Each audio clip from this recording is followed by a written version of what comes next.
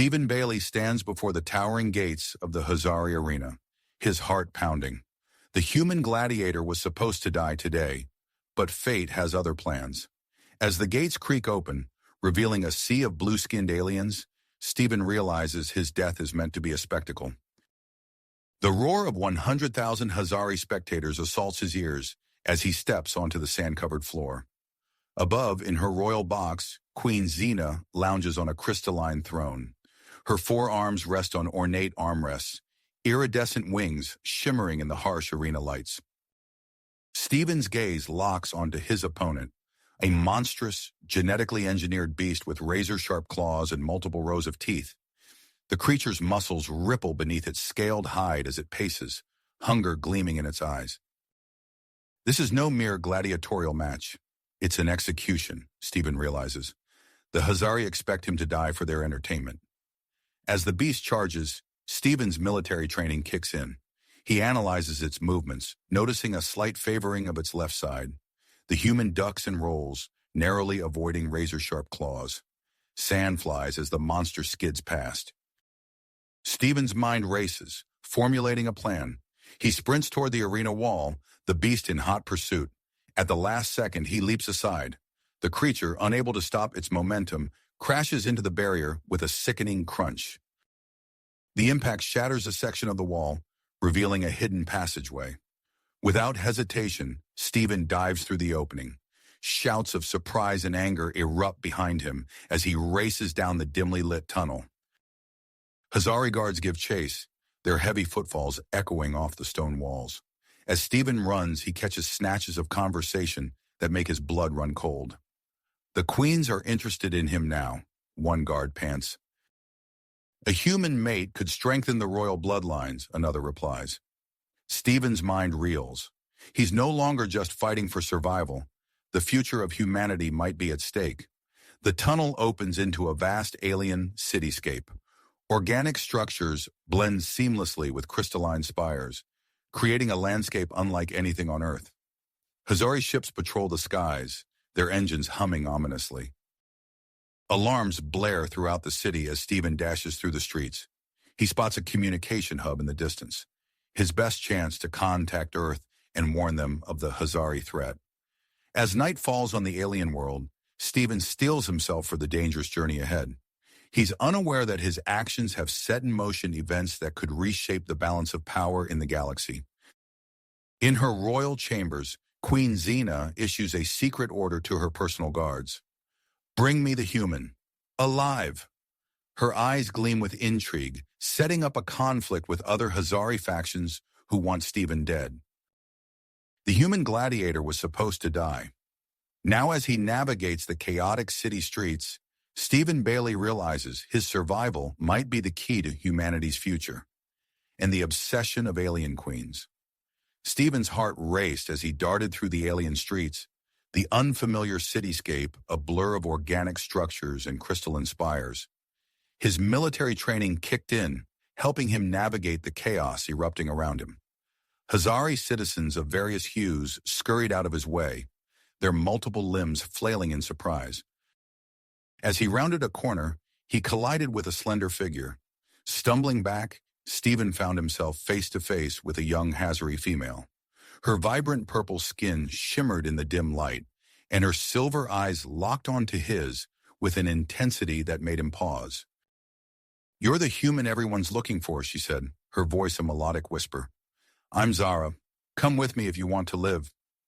Without waiting for a response, Zara grabbed Stephen's hand and pulled him into a narrow alleyway.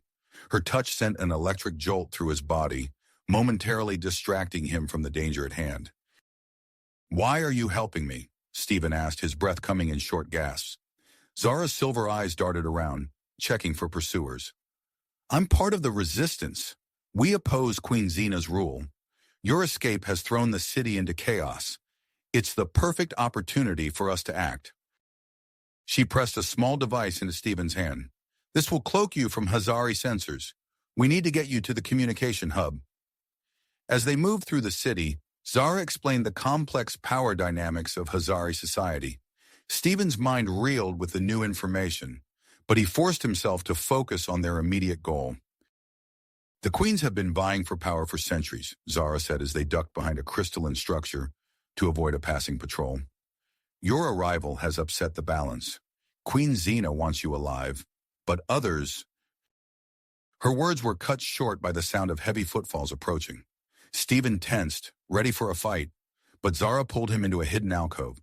They pressed together in the tight space, Stephen acutely aware of Zara's alien, yet alluring form against his. As the patrol passed, Stephen caught snippets of their conversation. General Kraz is leading the search himself, one guard said. The Queen must really want this human, another replied. Once the danger had passed, Zara led Stephen through a series of back alleys and hidden passages. The communication hub loomed in the distance, a towering spire that pulsed with energy. Suddenly, alarms blared throughout the city. Zara's eyes widened in panic. They've detected us somehow. We need to find shelter. Now! They sprinted down the street, dodging panicked Hazari civilians. Stephen spotted an abandoned dwelling and pulled Zara inside. The interior was alien yet somehow familiar, organic shapes blending with technological marvels he couldn't begin to understand. As they caught their breath, Stephen found himself drawn to Zara's exotic beauty. Her silver eyes met his, and he felt a connection that transcended their different species. "Why are you really helping me, Zara?" Stephen asked softly. Zara's hand brushed his arm, sending shivers down his spine. "I've always been fascinated by humans. Your kind's resilience, your adaptability. It's unlike anything in our society. When I saw you in the arena, I knew I had to help." Their faces drew closer, the attraction between them palpable. But before anything could happen, a deafening explosion rocked the building. "What was that?" Stephen exclaimed, snapping back to the reality of their situation. Zara's expression turned grim. "It seems we're not the only ones looking for you. Queen Lyrax of the Southern Hives must have sent her forces to capture you as well." Stephen's mind raced. His escape had inadvertently triggered a potential civil war among the Hazari. The consequences could be devastating for both their species. "We need to move," Zara said urgently. "General Kraz won't be far behind, and we can't let either queen get their hands on you." As they prepared to leave their temporary shelter, Stephen grappled with the weight of his situation. He had to reach the communication hub to warn Earth, but now he also carried the responsibility of preventing an all-out Hazari conflict. Zara handed him a Hazari weapon, its organic design pulsing with energy. "You might need this. Are you ready?" Stephen nodded, pushing aside his conflicting emotions. As they stepped out into the chaotic streets, the first rays of the alien sun peeked over the horizon. The communication hub stood as a beacon of hope in the distance, but the path to reach it would be fraught with danger. General Kraz's cybernetically enhanced form appeared at the end of the street, his tactical visor scanning the area. In the opposite direction, the distinct uniforms of Queen Lyrax's forces came into view. Caught between two powerful factions, Stephen and Zara exchanged a determined look. Their journey to the communication hub, in the fate of both their species, hung in the balance. Stephen and Zara burst out of their temporary shelter, the alien weapon humming with energy in Stephen's grip. The streets were awash in chaos, with Hazari civilians scattering in all directions. General Kraz's imposing figure loomed at one end of the street, while Queen Lyrax's forces advanced from the other. "This way," Zara hissed, tugging Stephen towards a narrow alleyway. They sprinted through the twisting passages, the sounds of conflict echoing behind them. As they emerged onto a wider thoroughfare, the communication hub stood before them, its spire reaching towards the alien sky. The first rays of dawn painted the crystalline structure in hues of orange and purple. "We're close," Stephen panted, his eyes fixed on their destination. Zara's grip on his arm tightened. "Wait," she whispered, pulling him back into the shadows. "Look." Stephen's heart sank as he saw what had caught her attention. A shimmering, translucent dome enveloped the entire communication hub, pulsing with energy. "What is that?" he asked, already dreading the answer. Zara's silver eyes narrowed. "A new security measure. Queen Xena must have implemented it after your escape." She turned to face Stephen, her expression grim. "We need a high-level access code to deactivate it." Stephen's mind raced, analyzing their options. "Where can we get one?" Zara pointed to a squat, fortified building a few blocks away. There. It's a Hazari military outpost. If we can infiltrate it, we might be able to obtain the codes. As if on cue, an explosion rocked the city, followed by the distinct sound of energy weapons discharging. Queen Lyrax's forces had engaged Queen Xena's loyal soldiers, plunging the area into full-scale conflict. "We can use the chaos as cover," Stephen said, his military training kicking in. "Let's move." They darted from shadow to shadow, using the growing pandemonium to mask their approach. Hazari ships screamed overhead, their engines leaving trails of iridescent light in the early morning sky. As they neared the military outpost, Stephen noticed a group of Hazari in white coats huddled around a holodisplay. Curiosity piqued, he edged closer, straining to hear their excited chatter. "The human's DNA structure is fascinating," one scientist exclaimed, gesturing at a rotating double helix. "The potential for hybrid offspring is unprecedented." Stephen's blood ran cold. The implications of their research added a new, unsettling dimension to his predicament. Zara tugged at his arm, her voice urgent. "We need to keep moving. The access codes should be in the central command room." They slipped into the building, navigating through corridors lined with pulsating organic tech. As they rounded a corner, they came face to face with a young Hazari officer, her blue skin a shade lighter than most Stephen had seen. Time seemed to freeze as the officer's hand moved towards her weapon. But instead of raising the alarm, she raised a finger to her lips in a surprisingly human gesture. "You're with the Resistance," she said, her gaze fixed on Zara. "I'm Vex. I've been waiting for an opportunity like this." Zara's eyes widened in recognition. "You're one of us?" Vex nodded, her movements swift and precise as she accessed a nearby console. "Here are the access codes for the energy barrier, but there's more you need to know." She quickly briefed them on the Queen's plans for Stephen, confirming his worst fears about their intentions for human Hazari hybridization. Armed with this new information and the vital codes, the trio made their way back towards the communication hub. As they approached the shimmering energy barrier, a familiar augmented voice cut through the air. "Surrender, human. There's nowhere left to run." General Kraz stood before them, his cybernetic enhancements glinting in the early morning light. A squad of heavily armed troops fanned out behind him, weapons trained on Stephen and his companions. Before Stephen could respond, a new voice entered the fray. Melodic, authoritative, and unmistakably regal. "Stand down, General. The human is mine to claim." Queen Lyrax glided into view, her personal guard forming a protective circle around her. Her iridescent wings shimmered as she fixed her gaze on Stephen.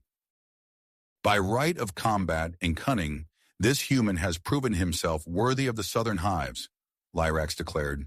"I challenge Xena's claim." The standoff quickly devolved into a three-way conflict. Energy weapons discharged, filling the air with the acrid smell of ozone. Stephen seized the moment of confusion to input the access codes into the barrier control panel. With a low hum, the energy dome dissipated. Stephen, Zara, and Vex dashed inside the communication hub, sealing the entrance behind them. As Stephen raced towards the main transmission array, his heart pounding with the promise of contacting Earth, Vex called out in alarm. "Wait, look at this!" On a large holodisplay, a fleet of stealth ships was visible, their course unmistakably set for Earth. The Hazari invasion had already begun. Stephen's mind reeled. He stood before the communication array, his hand hovering over the controls. The choice before him was agonizing. Attempt to warn Earth and risk immediate capture, or retreat with Zara and Vex to find another way to save his home planet. Outside, the sounds of battle intensified. The fate of two civilizations hung in the balance, with Stephen at the fulcrum of it all. His gaze met Zara's, and in her silver eyes he saw a reflection of his own turmoil. Time was running out. Stephen took a deep breath, his decision crystallizing in his mind as he prepared to act. Activate the communication array. His fingers flew across the alien controls, inputting the complex sequence needed to establish a connection with Earth. The array hummed to life, its energy pulsing through the hub. "Hurry," Vex urged, her eyes fixed on the holodisplay showing the advancing Hazari fleet. Stephen's heart raced as he began transmitting critical data about the Hazari's capabilities and invasion plans. The information streamed across the screen, a lifeline to his home planet. But before he could complete the transmission, an explosion rocked the building. "They're breaking through," Zara shouted, her silver eyes wide with alarm. The doors to the command center burst open, and General Kraz's cybernetically enhanced form filled the entrance. His tactical visor glowed an ominous red as he scanned the room. "Surrender now, human," Kraz growled, raising his weapon. In that moment, Zara's form began to shimmer with an otherworldly energy. Her eyes glowed with an intense silver light, and she raised her hands towards the invading forces. Suddenly, Kraz's troops began to twitch and stumble, their movements uncoordinated. "What's happening?" Stephen asked, astonished. "I can manipulate their bioelectric communication systems," Zara explained, her voice strained with effort. "But it won't hold them for long. We need to move." Vex sprang into action, revealing a hidden panel in the floor. "This way. There's a maintenance tunnel beneath the hub." As Kraz and his soldiers struggled against Zara's influence, Stephen, Zara, and Vex slipped into the tunnel. The organic walls pulsed with a faint bioluminescence, casting eerie shadows as they ran. "What about the transmission?" Stephen asked, guilt gnawing at him for leaving it incomplete. "The partial data you sent might be enough to give Earth a fighting chance," Vex reassured him, "but we need to focus on survival now." They navigated through the winding passages, the sounds of pursuit growing fainter. After what felt like hours, they emerged into a dimly lit chamber where a group of Hazari workers huddled around a makeshift command center. One of the workers stepped forward, her skin a mottled green. "Welcome, friends of the Resistance. I'm Lix. We've been expecting you." Lix quickly briefed them on the current situation. The conflict between Queen Xena and Queen Lyrax had erupted into full-scale warfare, with battles raging through the city streets and skies. "But that's not all," Lix continued, her voice grave. "We've uncovered intelligence about a secret Hazari research facility. They're developing advanced weaponry for the Earth invasion." Stephen's mind raced with the implications. If we could destroy that facility, it might buy Earth more time to prepare. Zora nodded, perseverance etched on her alien features. "It's our best chance to make a real difference." As they planned their next move, the ground shook violently. Through a view screen, they watched in awe as Hazari ships engaged in spectacular aerial combat, weaving between the crystal spires of the city. Energy beams lanced through the air, and explosions bloomed like deadly flowers. "We need to move quickly," Vex urged. "The chaos will provide cover, but it also increases the danger." They set out through the war-torn city, dodging debris and stray weapons fire. Stephen's heart pounded as they narrowly avoided being crushed by a falling spire. The alien landscape, once breathtaking in its beauty, now resembled an apocalyptic war zone. As they took shelter in a derelict Hazari structure, Stephen found himself drawn to Zara. Her silver eyes met his, and he felt a connection that transcended their different species. In a moment of shared vulnerability, they embraced, their bodies fitting together in a way that felt both alien and perfectly natural. "I never expected to feel this way about a human," Zara whispered, her breath warm against his skin. Stephen cupped her face gently, marveling at the smoothness of her blue skin. "I never expected any of this," he replied softly, "but I'm glad you're here with me." Their intimate moment was interrupted by Vex's urgent call. "I formulated a plan to infiltrate the research facility," she announced, her tactical mind already racing ahead. As Vex outlined her strategy, she revealed a chilling detail. The facility is guarded by genetically engineered Hazari warriors, similar to the beast you faced in the arena, Stephen. The pieces clicked into place in Stephen's mind. "That's why those scientists were so interested in my DNA. They're trying to incorporate human traits into their super soldiers." As they approached the facility, hidden behind a ridge of crystalline formations, they witnessed a test that made their blood run cold. A sleek, organic-looking device pulsed with energy, and before their eyes, a small moon in the planet's orbit began to tear apart. "By the stars," Zara breathed, her voice filled with horror. "It's a gravity manipulation weapon." Stephen's fists clenched at his sides. If that reaches Earth, the devastation would be unimaginable. They were about to make their move when a shimmer in the air caught their attention. A ship materialized before them, its design unlike anything Stephen had seen before. A tall, willowy figure emerged, its skin a luminous silver. "Greetings, humans and Hazari alike," the figure said, its voice melodious and androgynous. "I am Ambassador Crix of the Galactic Confederacy. We've been monitoring your situation, and I believe we may be of assistance." Stephen exchanged wary glances with his companions. The arrival of this new player added yet another layer of complexity to their already precarious situation. Before they could respond, alarms blared from the research facility. A holographic projection appeared in the sky, showing the regal figure of Queen Xena. "Attention, all Hazari and off-worlders," her voice boomed across the landscape. "The human known as Stephen is to be captured immediately. He is the key to our victory and the successful invasion of Earth. I will personally oversee his capture and integration into our plans." Stephen's mind reeled as he assessed their options. They were trapped between the research facility, Queen Xena's approaching forces, and the unknown quantity that was Ambassador Crix. The gravity weapon loomed as an imminent threat to Earth, while the complex web of interstellar politics threatened to ensnare them all. As energy weapons began to discharge around them, Stephen knew that his next decision would shape the fate of not just himself, but potentially two entire civilizations. The weight of responsibility pressed down on him as he prepared to make his move. Stephen's mind raced as he assessed their options, the weight of responsibility pressing down on him. In that moment, he made his decision. "We need to get inside that facility," he said, his voice low and urgent. "It's our best chance to stop the invasion and end this conflict." Zara and Vex nodded in agreement, their faces set with grit. Ambassador Crix regarded them with curiosity, his luminous silver skin shimmering in the dim light. "I can provide a distraction," Crix offered, his melodious voice barely above a whisper. "My diplomatic status might buy you some time." Stephen nodded gratefully, then turned to his companions. "We'll split up once we're inside. It'll increase our chances of success." As they approached the facility, alarms blared and energy weapons discharged around them.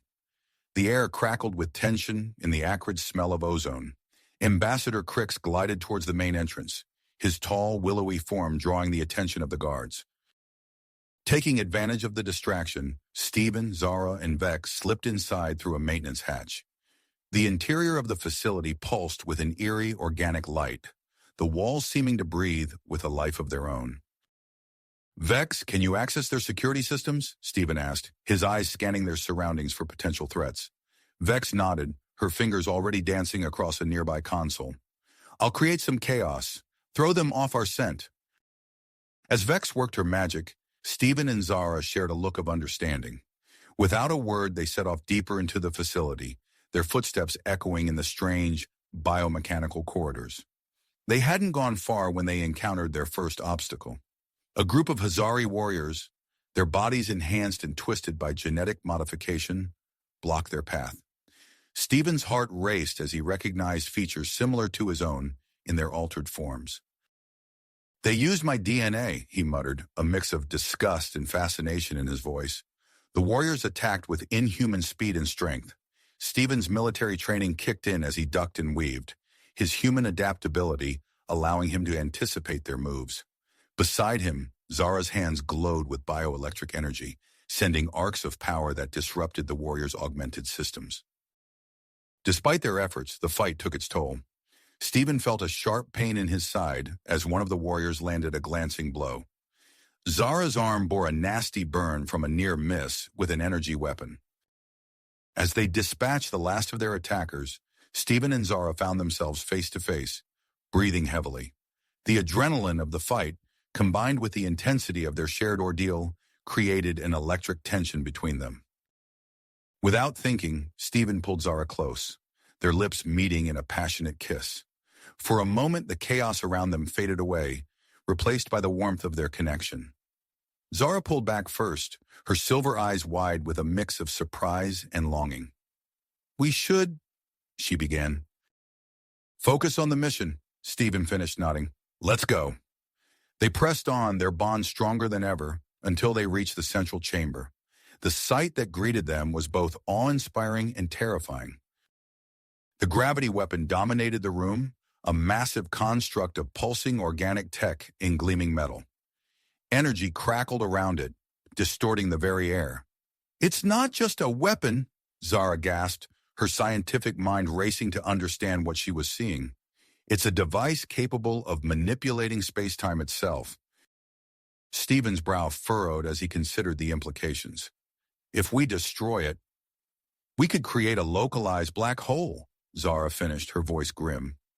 Before they could decide on a course of action, Vex burst into the chamber, her eyes wide with urgency. "Queen Lyrax is mounting a counterattack," she reported breathlessly. "Both queens are converging on this facility. They believe controlling you and this weapon is the key to victory." Stephen's mind whirled as he processed this new information. In that moment, he made a decision that would change the course of two civilizations. "We're not going to destroy it," he said, his voice firm. "We're going to use it against the Hazard fleet heading to Earth." Zara and Vex looked at him in shock, but he could see the moment they understood his plan. "The weapon requires a unique combination of Hazari bioelectric abilities and human cognitive processes to operate," Zara realized, her eyes lighting up with comprehension. Stephen nodded, reaching out to take her hand. "We'll have to work together, in perfect sync." As they approached the weapon's control interface, the facility shook violently. Queen Xena's voice echoed through the chamber as she burst in with her elite guards, her face contorted with rage. Simultaneously, alarms blared, signaling Queen Lyrax's forces breaching the outer defenses. Time seemed to slow as Stephen and Zara placed their hands on the weapon's biomechanical controls. Their minds linked, human and Hazari consciousness merging in an unprecedented connection. Energy surged through them as they struggled to control the awesome power at their fingertips. Around them, chaos erupted as the two Hazari factions clashed, with Vex desperately trying to hold them off. Just when it seemed they would be overwhelmed, the gravity weapon activated. A shimmering field of distorted space expanded from the device, enveloping the facility and the warring Hazari forces. Ships and soldiers floated helplessly in the altered gravity field, their weapons and technology rendered useless. Through their mental link, Stephen and Zara glimpsed the vast potential of human-Hazari cooperation, a vision of a future where their species worked together instead of fighting. As the gravity field stabilized, Stephen, Zara, and Vex found themselves in control of the most powerful weapon in the known galaxy. The Hazari queens and their forces were neutralized, at least for the moment. But their victory was short-lived. Long-range sensors detected a massive energy surge, alerting the Hazari fleet en route to Earth. Admiral Zorn, the fleet's commander, ordered a portion of his ships to return and investigate. Stephen, still mentally linked with Zara, turned to face Vex and the immobilized Hazari leaders. They now held the power to end the civil war, stop the invasion of Earth, or chart an entirely new course for both species. The fate of two worlds hung in the balance, with Stephen and Zara's deepening bond at the center of it all. As the gravity weapon hummed with potential, they prepared to make a decision that would echo across the stars. Galaxies. Stephen took a deep breath, his mind racing with the gravity of their situation. He turned to Zara and Vex, his eyes reflecting the dedication in his voice. "We need to act fast," he said, his fingers intertwining with Zara's as they approached the gravity weapon's control interface. "I have an idea that might just buy Earth the time it needs." Zara's silver eyes widened as she grasped Stephen's plan through their growing mental connection. "A spatial distortion around the Hazari homeworld," she breathed, her voice a mix of awe and trepidation. Vex nodded, her tactical mind already analyzing the potential outcomes. "It could work. We'd effectively isolate the planet, cutting off the fleet's ability to return." As they began to implement their daring strategy, the true nature of the weapon became apparent. The control interface pulsed with bioelectric energy, requiring a constant input from both human and Hazari physiology to maintain stability. Stephen and Zara found themselves locked in an intimate embrace, their bodies serving as living conduits for the weapon's power. The connection between them deepened, transcending the physical as their minds melded in ways neither had thought possible. Through their neural link, memories and emotions flowed freely. Stephen saw flashes of Zara's childhood on the Hazari homeworld, felt her wonder at discovering new worlds. Zara, in turn, experienced the richness of human culture, the warmth of Earth's sun on her skin. Outside the facility, chaos reigned. The effects of the localized gravity field began to wane, allowing the Hazari forces to regain their mobility. Queen Xena and Queen Lyrax, their rivalry momentarily set aside in the face of a greater threat, barked orders to their troops. "Breach that chamber," Xena's voice boomed across the battlefield. "We must secure the weapon at all costs." As Hazari warriors converged on the facility, a shimmer in the air heralded the arrival of Ambassador Crix. The willowy figure's silver skin glowed with an otherworldly light as he activated advanced technology beyond even Hazari understanding. "I will buy you time," Crix's melodious voice echoed in Stephen's mind. "But hurry. The balance of power in this sector hangs by a thread." Inside the chamber, Vex's fingers danced across holographic displays, her eyes darting between readouts. "Stephen, Zara, we have another problem. Admiral Zorn's ships are returning. They'll be here in minutes." The gravity weapon hummed with increasing power, the air around it shimmering with distortions in space-time. Stephen and Zara channeled its energy, their bodies glowing with an eerie blue light. The strain was evident on their faces, sweat beading on their brows as they pushed their newfound connection to its limits. Through the facility's viewports, they watched as the sky above the Hazari homeworld began to ripple and twist. The planet's moons shifted in their orbits, caught in the grip of the weapon's awesome power. As the spatial distortion began to take shape, Stephen felt a wave of unease wash over him. The sheer scale of what they were attempting struck him, and he found himself questioning the ethics of their actions. "Zara," he gasped, his voice strained from the effort of maintaining the weapon's stability. "Are we doing the right thing? The consequences of this—" Zara's grip on him tightened, her thoughts flowing into his mind. "We have no choice, Stephen. It's this or watch your world burn." Their moment of doubt was interrupted by a crackle of static as the facility's communication system sprang to life. Queen Xena's face appeared on a holographic display, her regal features twisted with a mix of rage and desperation. "Human," she snarled, "you don't understand the powers you're meddling with. Stand down, and I'll ensure your Earth remains untouched. I'll even grant you a position of power within my new empire." Before Stephen could respond, Queen Lyrax's visage flickered into view on a separate screen. "Don't listen to her lies," Lyrax urged. "I can offer you peace, Stephen. Real peace. Our advanced technology, a seat at the table of galactic politics. All of this can be yours if you just—" Their pleas were cut short as alarms blared throughout the facility. Vex's eyes widened in panic as she read the incoming data. "The power core! It's destabilizing!" Stephen and Zara felt the change through their connection to the weapon. The energy flowing through them became erratic, painful. Around them, the chamber shook violently, arcs of energy lashing out like angry tendrils. "Oh, we don't shut it down," Zara shouted over the cacophony of alarms and crumbling infrastructure. "It could tear apart the fabric of space-time around the entire planet."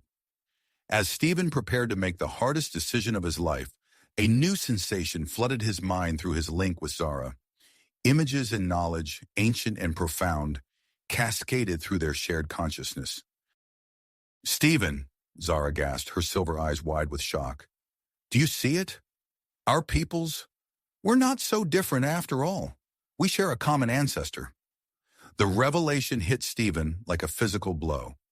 In that moment, the true weight of their actions became clear. They weren't just deciding the fate of two separate species, but of a divided family.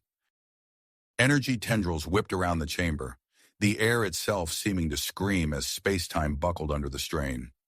Stephen locked eyes with Zara, then glanced at Vex, who stood ready at the controls. "We have to make a choice," Stephen said, his voice barely audible over the chaos. "Complete the distortion and risk destroying the planet, or shut it down and find another way." The facility shuddered as if the planet itself was holding its breath, waiting for their decision. Stephen tightened his grip on Zara, feeling the warmth of her skin against his. the pulse of her bioelectric energy flowing through him. In that moment, with the fate of two worlds hanging in the balance and the newfound knowledge of their shared heritage weighing heavily on their minds, Stephen and his companions, allies, made their fateful choice. "We have to shut it down," Stephen said, his voice firm despite the chaos around them. "The risk is too great." Zara nodded, her silver eyes reflecting the urgency of the moment. Together they began the process of disengaging from the neural link. As they pulled away from the control interface, a surge of energy coursed through their bodies, overloading the facility's systems. Alarms blared as the power core destabilized, sending shock waves through the structure. The chamber walls cracked, debris raining down around them. "We need to move now," Vex shouted, already sprinting toward the exit. Stephen grabbed Zara's hand, and they raced after Vex, narrowly avoiding a falling support beam. The facility groaned and shuddered, sections collapsing behind them as they navigated the unstable corridors. They emerged into the alien landscape, gasping for breath. The sky above was alight with energy weapons as the battle between the Hazri factions raged on. Queen Xena and Queen Lyrax's forces had resumed their conflict with renewed intensity, their temporary ceasefire shattered. "Look," Zara pointed to a group of ships emerging from hyperspace. "That must be Admiral Zorn's fleet." The sleek, predatory vessels of Admiral Zorn's forces descended upon the warring queens, their advanced cloaking technology allowing them to strike with devastating precision. Explosions bloomed across the battlefield as Zorn's ships caught both sides off guard. "We need to get off this planet," Stephen said, scanning the area for potential escape routes. His eyes landed on a Hazari scout ship, left unattended in the chaos. "There! Our ticket out of here!" They sprinted toward the vessel, but a squad of Hazari soldiers led by General Kraz intercepted them. The general's eyes narrowed as he recognized Zara and Vex. "Traitors!" he snarled, raising his weapon. Stephen reacted instinctively, tackling the nearest soldier. His human adaptability and military training kicked in as he grappled with multiple opponents. Beside him, Zara unleashed a burst of bioelectric energy, short-circuiting the Hazari weapons. Vex moved with lethal precision, striking at weak points in the Hazari armor. Her intimate knowledge of her own species' physiology allowed her to incapacitate several enemies in quick succession. As the fight intensified, Stephen found himself back-to-back with Zara. Their recent neural link had forged a deeper connection, and they moved in perfect synchronization. Stephen ducked as Zara fired a bioelectric pulse over his shoulder, then spun to deliver a punishing blow to an approaching soldier. Just as they gained the upper hand, a familiar shimmer in the air heralded the arrival of Ambassador Crix. The willowy figure was accompanied by a group of armored individuals bearing the insignia of the Galactic Confederacy.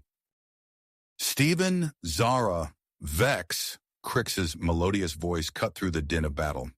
"We can evacuate you from this planet, but we require your assistance in negotiating a peace treaty between Earth, the Hazari, and the Galactic Confederacy." Before they could respond, a stray energy blast from the aerial battle struck nearby. The explosion sent a shockwave rippling across the battlefield. Stephen felt himself lifted off his feet, hurled away from Zara and Vex. As he tumbled through the air, he caught a glimpse of Zara reaching out for him, her face a mask of concern and something deeper, an emotion that transcended their species divide. Then he was falling, plummeting into the darkness of a previously hidden ravine. Stephen hit the ground hard, the impact knocking the wind from his lungs. He rolled, coming to a stop in a chamber filled with softly glowing, bioluminescent fungi. As his vision cleared, he found himself surrounded by ancient Hazari artifacts, their alien designs both beautiful and unsettling. Among the relics, a device caught his attention. Unlike the other artifacts, it seemed to be of neither Hazari nor human origin. As Stephen approached, the device hummed to life, responding to his presence. A holographic star map sprang into existence, highlighting both Earth and the Hazari homeworld. Stephen's mind raced as he examined the projection. The implications were staggering. Could this be evidence of an even more ancient connection between humans and Hazari? His contemplation was interrupted by the sound of voices echoing through the caverns. Admiral Zorn's search parties were closing in. no doubt drawn by the energy signature of the activated device. Stephen knew he had to act fast. The secrets contained within this chamber could be the key to saving both Earth and the Hazari homeworld, and his only chance of reuniting with Zara. As he heard the footsteps growing closer, he began to examine the device more closely, searching for any clue that might unlock its mysteries. Above ground, Zara and Vex found themselves being ushered onto a Galactic Confederacy ship by Ambassador Crix. Zara resisted, her eyes scanning the area where Stephen had fallen. "We can't leave him," she protested, her voice raw with emotion. "We have no choice," Vex said, gripping Zara's arm. "We'll find a way back for him, I promise." As the ship's engines roared to life, Zara made a silent vow. She would navigate the treacherous waters of Galactic Confederacy politics, find a way back to this war-torn world, and reunite with Stephen, regardless of the cost. The Galactic Confederacy ship broke through the planet's atmosphere, leaving behind a world in chaos. In the caverns below, Stephen stood alone, facing an ancient mystery that could reshape the future of two species. And somewhere in the vastness of space, Zara and Vex began to plan their return, each moment carrying them further from Stephen, but strengthening their willpower to find him again. As Stephen examined the ancient device, his fingers traced the intricate patterns etched into its surface. The holographic star map hummed softly, casting an ethereal glow across his face. Suddenly, the projection expanded, filling the chamber with a three-dimensional representation of the galaxy. Stephen's eyes widened as he watched pulsating energy lines connect several planets, including Earth and the Hazari homeworld. The implications hit him like a thunderbolt. "This is it," he whispered, his voice barely audible over the soft hum of the device. "The key to our shared ancestry." His moment of revelation was cut short by the echo of footsteps reverberating through the caverns. Admiral Zorn's search parties were closing in, their advanced scanning equipment homing in on the energy signature of the activated device. Stephen's heart raced as he frantically manipulated the controls, hoping to glean more information before he was discovered. The walls of the chamber shuddered and began to shift, revealing a vast hidden room filled with technology that seemed to blend human and Hazari designs. At the center stood a massive gateway, pulsing with the same energy he'd seen on the holographic map. Stephen approached it cautiously, his knees going weak from the possibilities it represented. The sound of energy weapons charging snapped him back to reality. Admiral Zorn stood at the entrance of the newly revealed chamber, flanked by a squad of elite Hazari soldiers. "Impressive human," Zorn said, his voice cold and calculating. "You've done us a great service by uncovering this chamber. Now step away from the controls." Stephen's military training kicked in. He dove behind a console as energy blasts scorched the air where he'd been standing. Using the ancient technology as cover, he weaved through the chamber, activating defensive systems as he went. Force fields sprang to life, temporarily halting Zorn's advance. Automated sentries emerged from hidden compartments, their weapons trained on the Hazari intruders. Stephen used the chaos to make his way towards the gateway structure. As he reached the control panel, a familiar tingle ran down his spine. The residual connection from his neural link with Zara sparked to life, guiding his hands as he activated the gateway. The chamber filled with brilliant light as a swirling vortex of energy formed within the structure. Admiral Zorn's forces breached the last line of defenses just as the gateway fully activated. Stephen found himself cornered, the Admiral's troops closing in from all sides. A loud explosion rocked the chamber. Through the settling dust, Stephen saw a welcome sight. Zara, Vex, and Ambassador Crix burst into the room, personal cloaking devices shimmering as they deactivated. "Stephen," Zara called out, her silver eyes locking onto his. In that moment, their connection flared, stronger than ever. The reunion was short-lived as Admiral Zorn barked orders to his troops. "Open fire! Capture them alive!" Energy blasts crisscrossed the chamber as Stephen and Zara ran towards each other. They met in front of the active gateway, their hands clasping instinctively. "Together?" Stephen asked, glancing at the swirling vortex. Zara nodded, her grip tightening. "Together!" Without hesitation, they leapt into the gateway. Vex, seeing no other option, jumped in after them. As they entered the vortex, Stephen felt the world around him dissolve. His body seemed to stretch and compress simultaneously, the laws of physics bending around him. Through it all, he held on to Zara, their physical connection acting as an anchor in the chaotic stream of energy. The residual neural link between them surged back to life, stronger than ever before. Stephen gasped as Zara's thoughts and emotions flooded his mind. He saw flashes of her life, her hopes, and her growing feelings for him. In turn, he felt her experience his memories, his fears, and his burgeoning affection for her. As they hurtled through the unknown expanse of folded spacetime, their bodies intertwined, Stephen and Zara's consciousnesses merged further.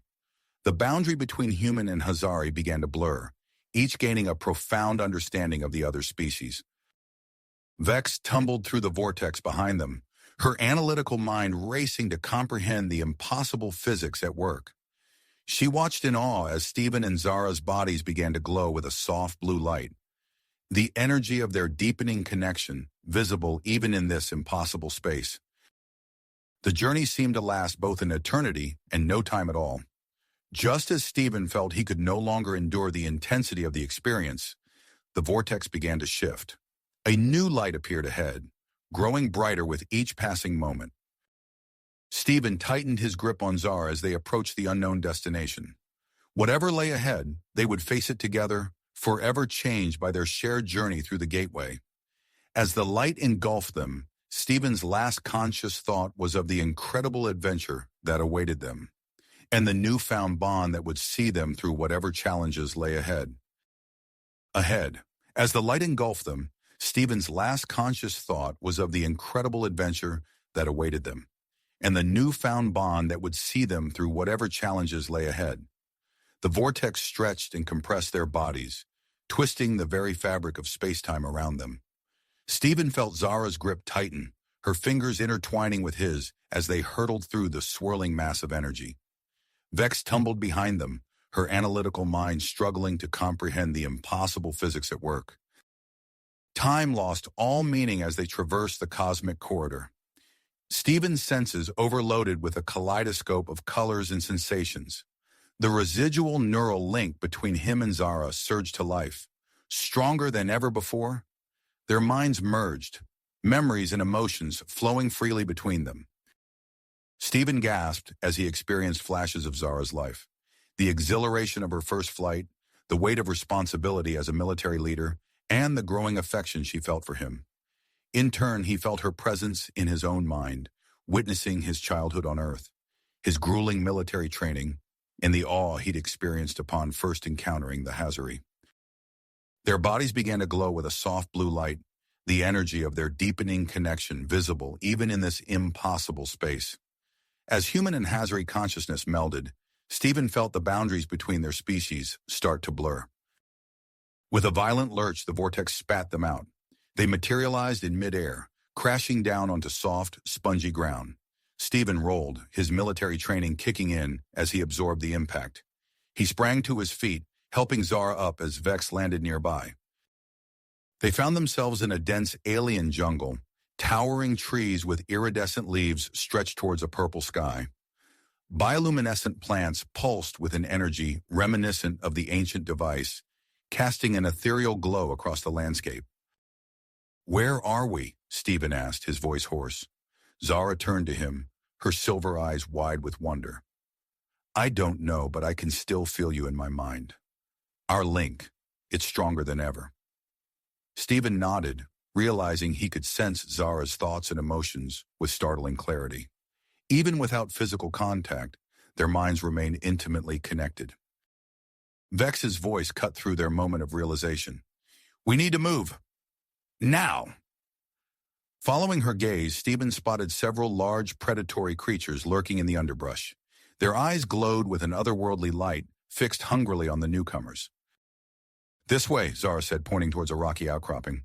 They sprinted through the dense foliage, the alien predators in hot pursuit. Stephen felt Zara's urgency through their link, her keen Hazari senses guiding them towards safety. They reached the rocks, discovering the entrance to a cave system. "Inside," Vex ordered, covering their retreat with her weapon drawn. They plunged into the darkness of the cave, the sounds of their pursuers fading behind them.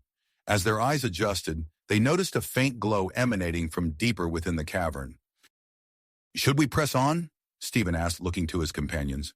Zara nodded, her thoughts brushing against his mind. "I sense something familiar up ahead." They ventured deeper into the cave system, the bioluminescent fungi providing just enough light to navigate. After what felt like hours of winding passages, they emerged into a vast chamber that took their breath away. The cavern was filled with technology that defied explanation. Sleek consoles and pulsing energy conduits seamlessly blended what appeared to be human and Hazari designs. At the center stood a large holographic projection device, which hummed to life as they approached. A figure materialized above the device, a being unlike anything they had ever seen. It possessed features that seemed both familiar and alien, as if someone had combined human and Hazari traits into a single form. "Greetings, children of Earth and Hazari," the hologram spoke, its voice resonating with ancient wisdom. "I am a precursor, a member of the race that seeded your kinds throughout the galaxy millennia ago." Stephen, Zara, and Vex exchanged stunned glances as the hologram continued. "You stand on Nexus, a world we created as a neutral meeting ground for humans and Hazari. Here you were meant to reunite and reclaim your shared heritage." The hologram expanded, filling the chamber with a three-dimensional star map.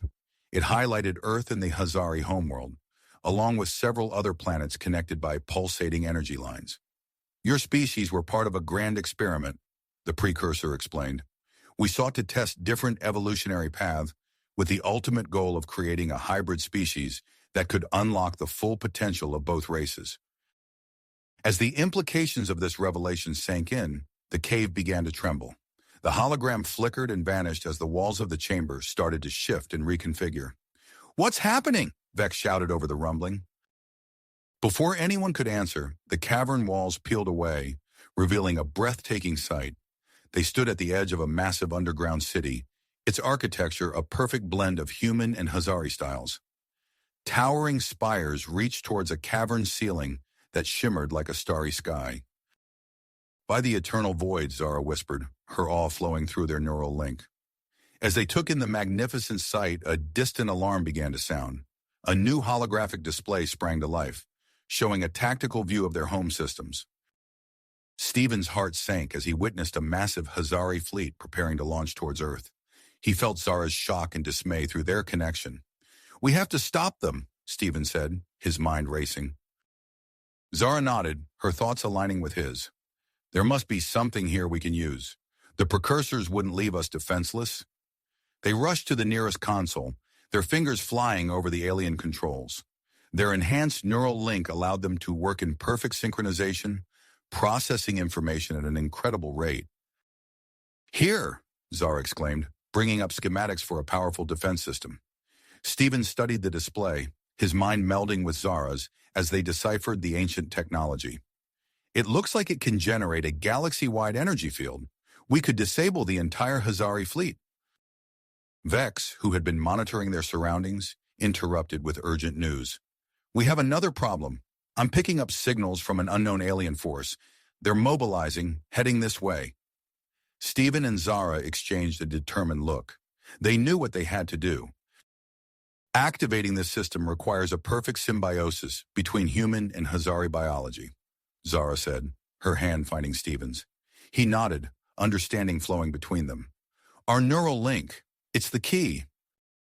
As they prepared to initiate the activation sequence, Stephen and Zara moved closer, their bodies aligning as naturally as their minds had.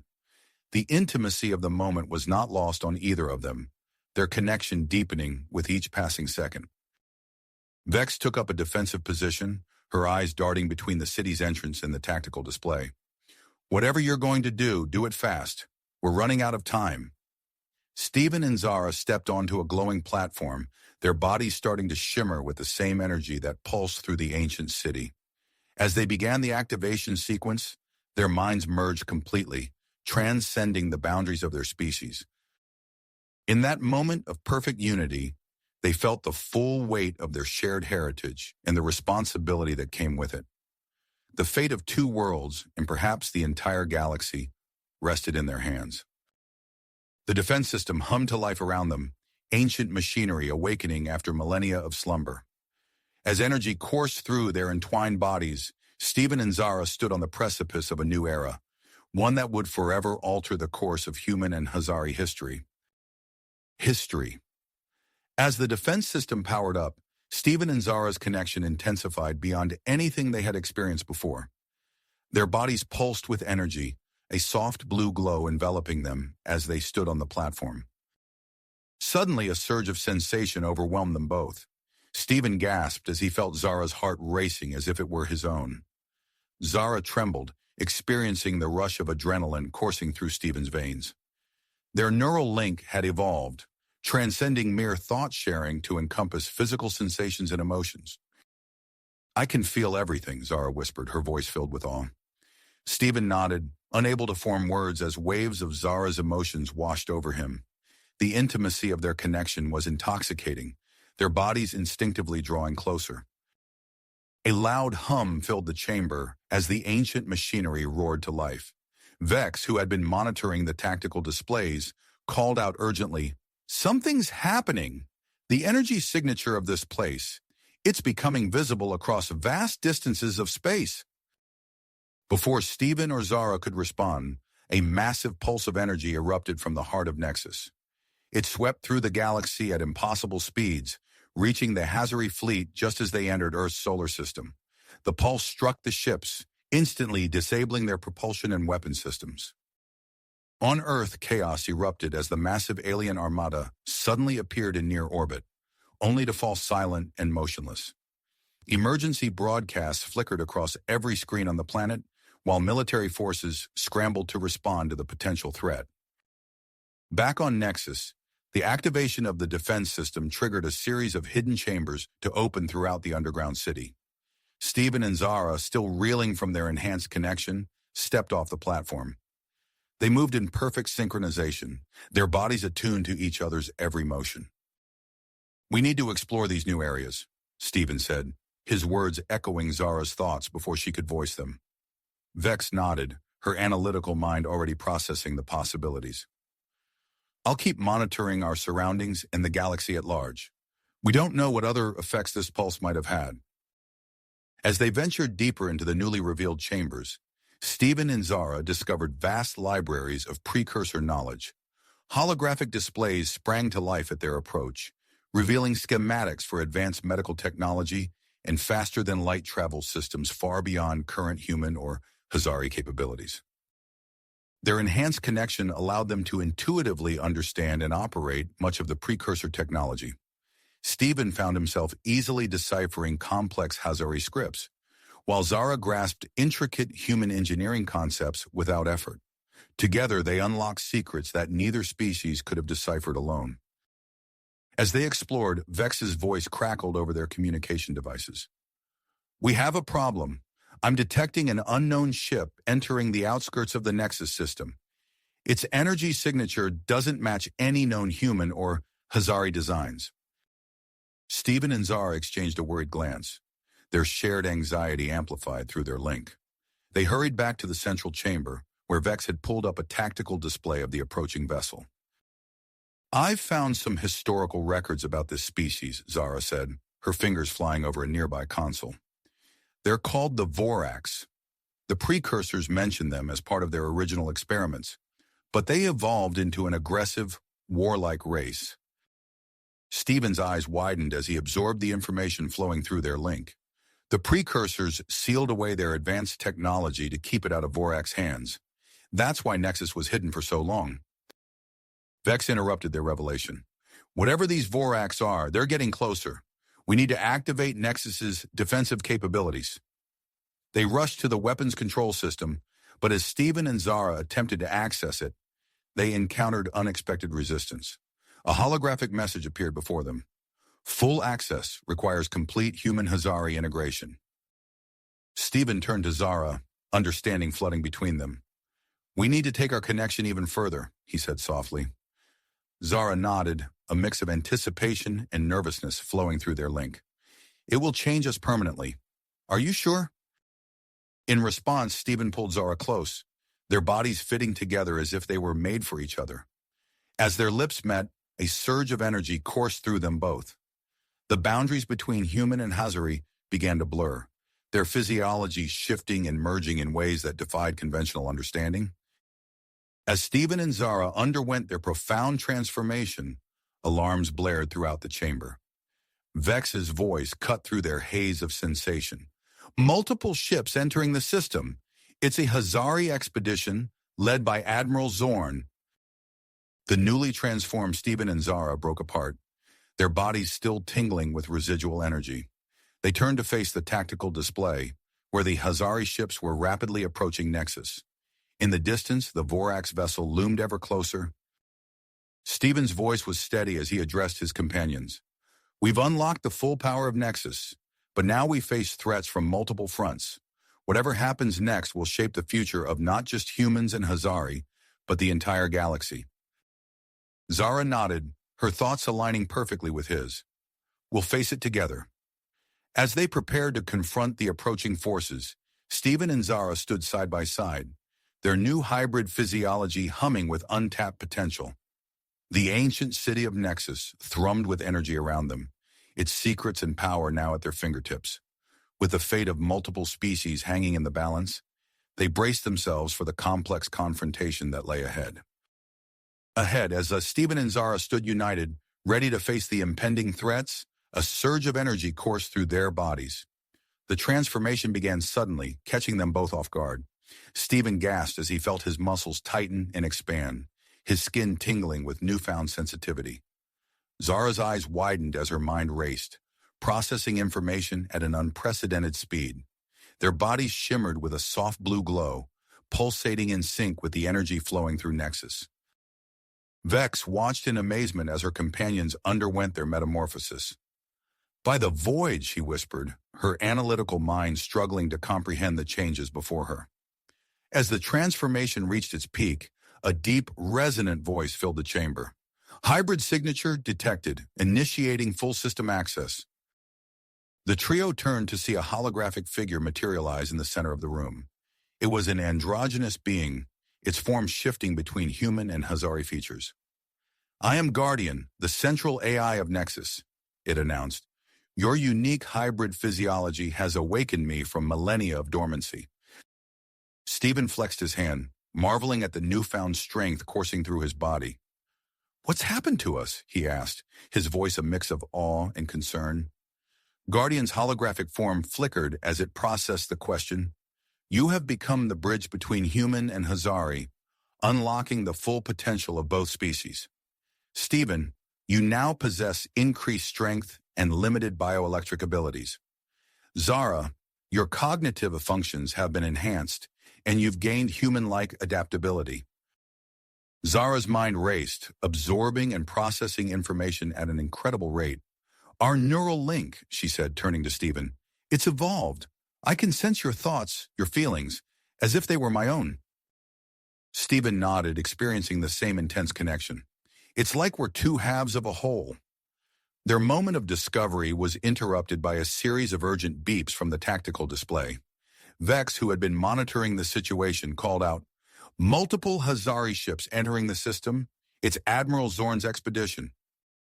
Guardian's hologram expanded, showing a detailed view of the approaching fleet. Threat detected. Activating Nexus defense systems. The chamber rumbled as hidden mechanisms whirred to life. Outside, massive energy towers emerged from concealed silos, their tips glowing with building power. Stephen, Zara, Guardian addressed them. You now have full access to Nexus's defensive capabilities. Direct your combined will towards the defense grid. Instinctively, the hybrid duo reached out with their minds, connecting to the ancient precursor technology. They felt the power of the defense grid as if it were an extension of their own bodies. Shield activating, Zara announced, her voice resonating with newfound authority. A brilliant energy barrier sprang to life around the planet, forcing Admiral Zorn's approaching fleet to pull back sharply to avoid collision. As they maintained the shield, Stephen's enhanced senses picked up an anomaly. There's something else out there, he said, focusing on a faint energy signature. Something trying to hide. Guardian's hologram shifted, zooming in on the area Stephen indicated. Vorax scout ship detected. Caution advised. The Vorax are a hostile species, part of the Precursor's original experiments. Vex, who had been rapidly assimilating information from Nexus's databases, added, "They're known for their advanced biotechnology and aggressive nature. If they're here, it can't be good." Suddenly, alarms blared throughout the chamber. Guardian's voice took on an urgent tone. "Alert! Vorax infiltration team detected. They've breached the outer defenses and are heading toward the city." Stephen and Zara exchanged a determined look, their thoughts aligning through their telepathic bond.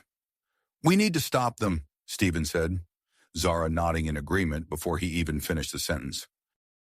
"Activating precursor defense drones," Zara announced, her enhanced cognitive abilities allowing her to quickly interface with Nexus's systems. Throughout the underground city, squadrons of sleek metallic drones powered up. There forms a perfect blend of elegance and lethality. Stephen and Zara found they could control these drones with unprecedented precision, guiding them through the complex network of tunnels and chambers. As they directed the drones to intercept the Vorax team, Guardian revealed more urgent information. Nexus contains a powerful terraforming device capable of reshaping entire planets. It must not fall into Vorax hands. The gravity of the situation caused great concern on the group. They weren't just defending an ancient city, they were protecting a weapon that could devastate countless worlds if misused. Vex, monitoring the tactical displays, reported, "Another ship just entered the system. It's from Earth. How did they get here so fast?" Guardian quickly analyzed the new arrival. The Earth vessel appears to utilize experimental faster-than-light technology. It is maintaining distance from the Hazari fleet. Stephen and Zara shared a moment of hope. Perhaps this unexpected arrival from their homeworld could turn the tide in their favor. But there was no time to dwell on possibilities. The Vorax infiltration team, led by the cunning Commander Silax, had penetrated deeper into Nexus's defenses. The hybrid duo could sense the intruders getting closer, their alien presence a discordant note in the symphony of precursor technology. As Stephen and Zara prepared to face the Vorax directly, they realized the full weight of their responsibility.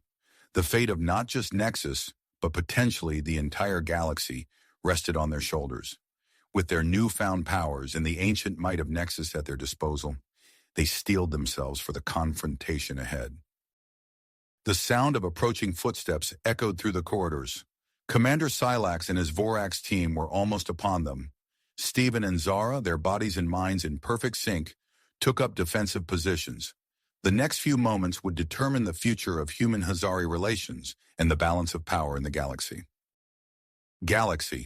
The tension in the chamber was palpable as Stephen and Zara braced themselves for the impending confrontation. Suddenly, a series of urgent beeps erupted from the tactical display. Vex's eyes widened as she analyzed the incoming data.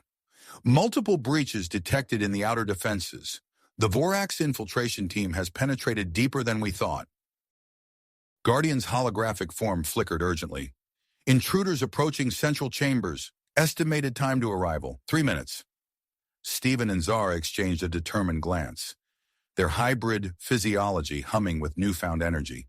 "We need to move," Stephen said, his voice steady despite the gravity of the situation. As they prepared to face the immediate threat, a cascade of alarms blared throughout the chamber. The ground beneath their feet trembled, and the air crackled with static electricity. "Warning," Guardian announced, its voice resonating with urgency. "Planetary shield integrity compromised. Vorax energy weapons detected." Zara's enhanced mind quickly processed the information. They're using some kind of bioorganic weaponry. It's interfering with Nexus's systems. Stephen felt a surge of adrenaline course through his body, his muscles tensing in anticipation. "Vex, can you coordinate the defense drones?" The Hazari technician nodded, her fingers flying over the control panel. "Initiating defensive protocols now." As Vex worked, Stephen and Zara tapped into their mental link, formulating a strategy. Through their shared consciousness, they could sense the layout of Nexus's tunnels and corridors with unprecedented clarity. "We need to funnel them into the narrow passages," Zara communicated silently to Stephen. Use the city's architecture against them. Stephen nodded, understanding instantly. He turned to Vex, relaying their plan. Direct the drones to form choke points at these intersections, he said, highlighting several areas on the tactical display. As the defense drones moved into position, the sound of approaching footsteps echoed through the corridors. The Vorax were getting closer. Zara, can you tap into the city's power grid? Stephen asked, an idea forming in his mind. Zara closed her eyes, focusing her enhanced cognitive abilities. After a moment, she nodded. I can feel it. The energy flows like rivers beneath our feet. Good, Stephen replied. We'll use that to our advantage. As the first wave of Vorax infiltrators rounded the corner, Stephen and Zara sprang into action. Stephen's enhanced strength allowed him to move with incredible speed, engaging the lead Vorax warrior in hand-to-hand combat. The alien's bioorganic armor pulsed with an eerie green light, but Stephen's hybrid physiology gave him the edge in raw power. Meanwhile, Zara focused her mind on the city's power conduits. With a thought, she redirected surges of energy through the floor panels, creating a web of crackling electricity that forced the Vorax to retreat or risk electrocution. The battle intensified as more Vorax poured into the chamber. Stephen and Zara moved in perfect synchronization, their mental link allowing them to anticipate each other's moves and cover any vulnerabilities. Vex's drones provided crucial support, their energy weapons keeping the Vorax at bay. As the fight raged on, a particularly large Vorax warrior broke through their defenses. Its armor bristled with organic spikes, and its eyes glowed with an unnatural intelligence. This was Commander Silax, leader of the infiltration team. Silax raised a twisted bioorganic weapon and fired a burst of sickly green energy. Stephen barely managed to dodge, but the blast struck a nearby power conduit. Sparks erupted from the damaged system, and the chamber lights flickered ominously. The shield generator, Vex cried out, her eyes fixed on a rapidly declining energy readout. That last hit caused a cascade failure. The planetary shield is collapsing. Stephen and Zara shared a moment of dread through their mental link. Without the shield, both the Hazari and Vorax fleets would have a clear path to Nexus's surface. Guardian's hologram appeared beside them, its form flickering with urgency. There is another option, the AI stated, a hidden precursor weapon cache deep within the city. Its contents could turn the tide of this battle. Stephen's mind raced, weighing their options. They couldn't abandon the defense of the central chamber, but accessing the weapon cache could be their only chance of repelling the invaders. We'll have to split up, Stephen said aloud, meeting Zara's gaze. She nodded, understanding his thoughts before he even voiced them. I'll hold them here, Zara said, her hands already glowing with bioelectric energy. You and Vex find that weapon cache.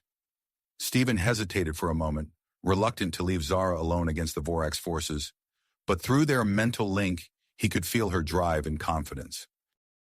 Be careful, he said, grasping her hand briefly before turning to Vex. Let's go. We don't have much time. As Stephen and Vex sprinted toward the deeper levels of Nexus, Zara turned to face Commander Silax and his Vorax warriors. Her body hummed with power, the full potential of her hybrid physiology yet to be unleashed. You want Nexus? Zara called out, her voice echoing through the chamber. You'll have to go through me first. With that challenge, the battle for Nexus entered a new, more desperate phase.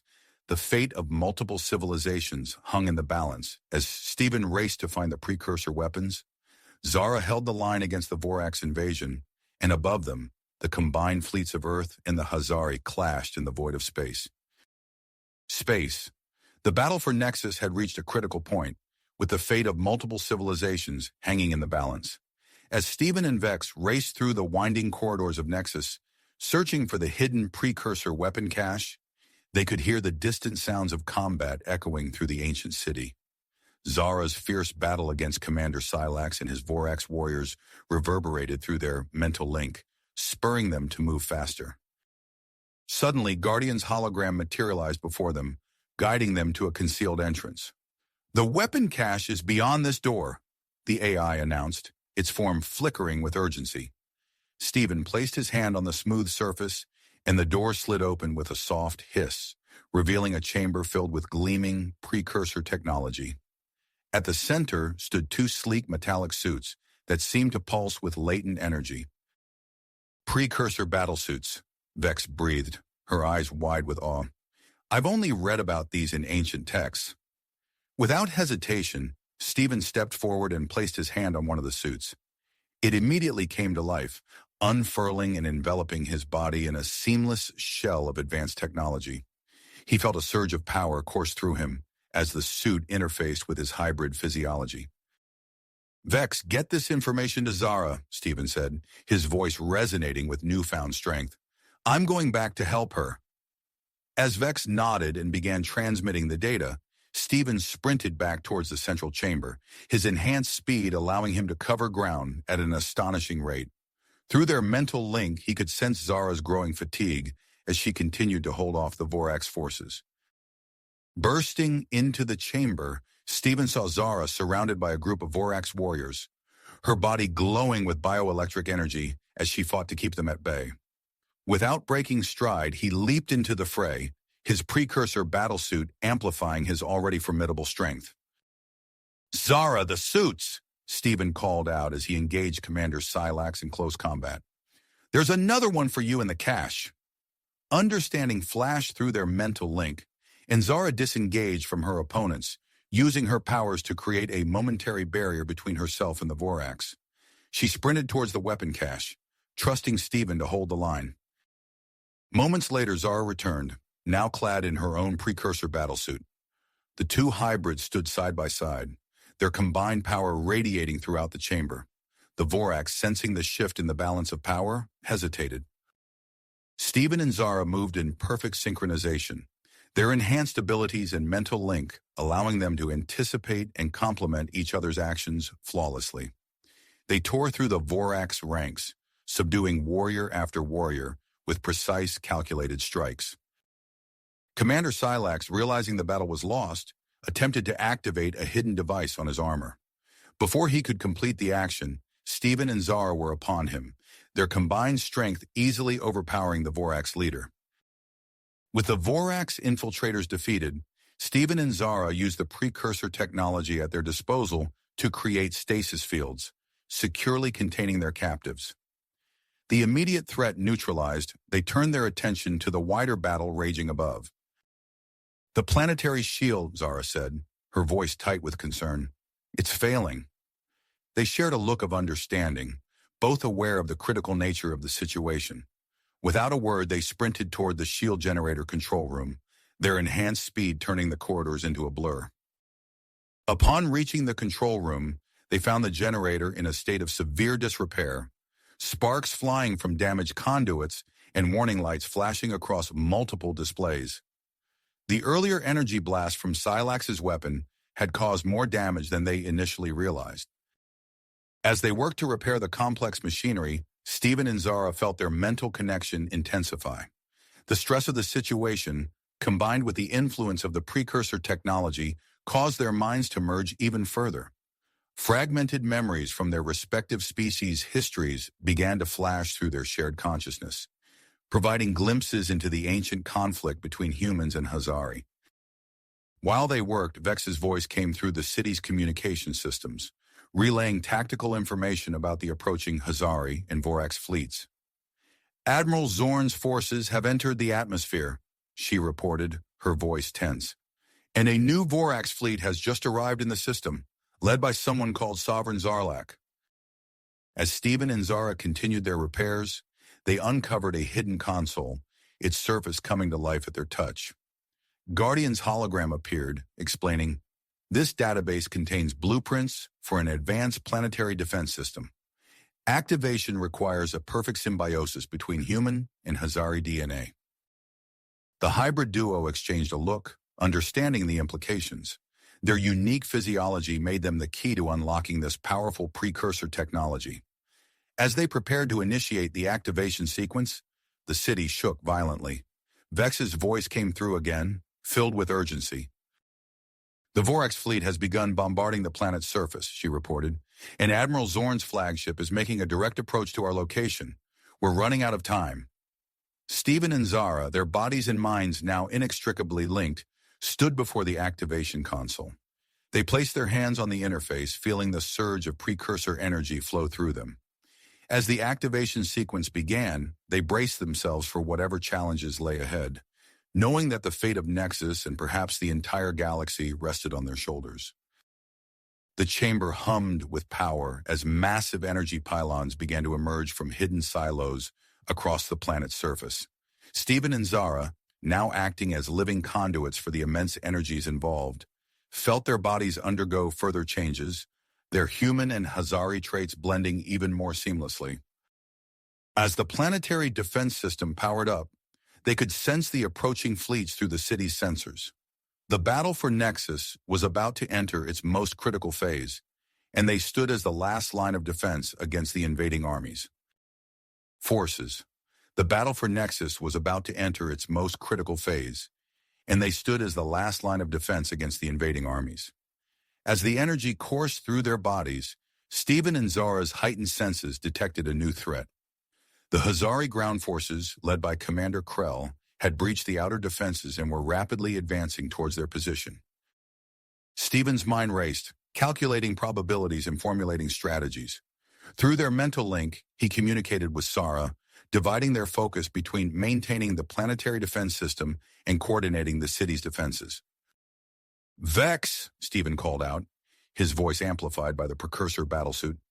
"I'm sending a contingent of defense drones to reinforce your position at the city's entrance. Hold them off as long as you can." Zara, her eyes closed in concentration, worked to fine-tune the energy field protecting Nexus from the Vorax fleet's relentless bombardment. The strain was evident on her face as she spoke. "The Vorax are adapting their weapons. I'm recalibrating the shields to counter their latest assault." Suddenly, the chamber shook violently. Commander Krell and his Hazari troops had deployed advanced energy weapons capable of disrupting precursor technology. Stephen and Zara felt their connection to the defense system flicker momentarily. "We need to adapt," Stephen said, gritting his teeth. "Zara, can you reroute power from the secondary systems?" She nodded, her fingers dancing across the holographic interface. "Done, but it's not sustainable. We need a more permanent solution." As they worked to stabilize the defenses, their hybrid physiology continued to evolve. Stephen felt a strange sensation in his hands, and suddenly he could manipulate localized gravity fields. With a gesture, he immobilized a group of Hazari soldiers attempting to breach the central chamber. Zara gasped as her own abilities manifested. Streams of energy flowed from her fingertips, coalescing into solid constructs. She quickly formed a barrier at the chamber's entrance, reinforcing their position. "Stephen," Vex's voice crackled through the communication system, "Krell's forces are attempting to outflank us. I'm falling back to set up ambushes, but we're running out of options." Before Stephen could respond, a familiar voice interrupted. "I can help." It was Commander Silax, the captured Vorax infiltrator. "Your abilities are impressive. The precursor technology must not fall into the wrong hands. Allow me to assist in defending the city." Stephen and Zara exchanged a look, their mental link buzzing with shared thoughts and concerns. After a moment of silent deliberation, Stephen nodded. "All right, Silax, but one wrong move, and you'll regret it." As Silax moved to join Vex at the defensive line, Guardian's hologram flickered to life. "Warning. Critical power fluctuation detected in the planetary defense system. Continuous bombardment and ground assault are causing severe instability. Risk of overload imminent." Stephen's heart raced as he processed the implications. "Guardian, what happens if the system overloads?" The AI's voice was grave. "A chain reaction would be triggered, resulting in the destruction of Nexus and potentially creating a rupture in the fabric of space-time." Zara's eyes widened. "We can't let that happen. There must be a way to stabilize the system." Guardian hesitated before responding. "There is one possibility.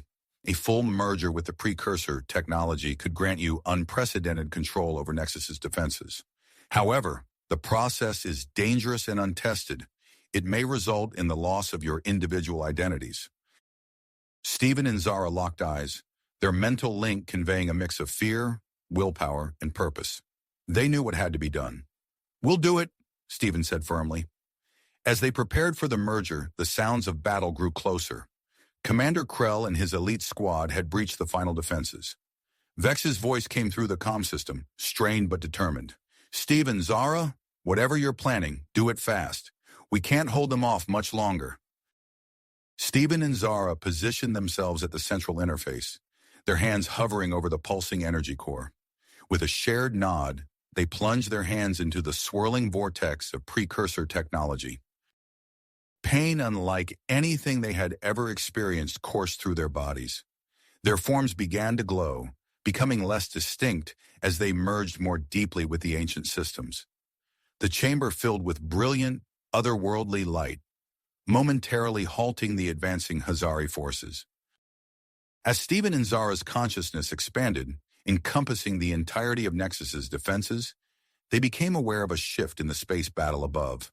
The ESS Horizon had managed to establish communication with both the Hazari Queens and Sovereign Zarlak, proposing a temporary ceasefire.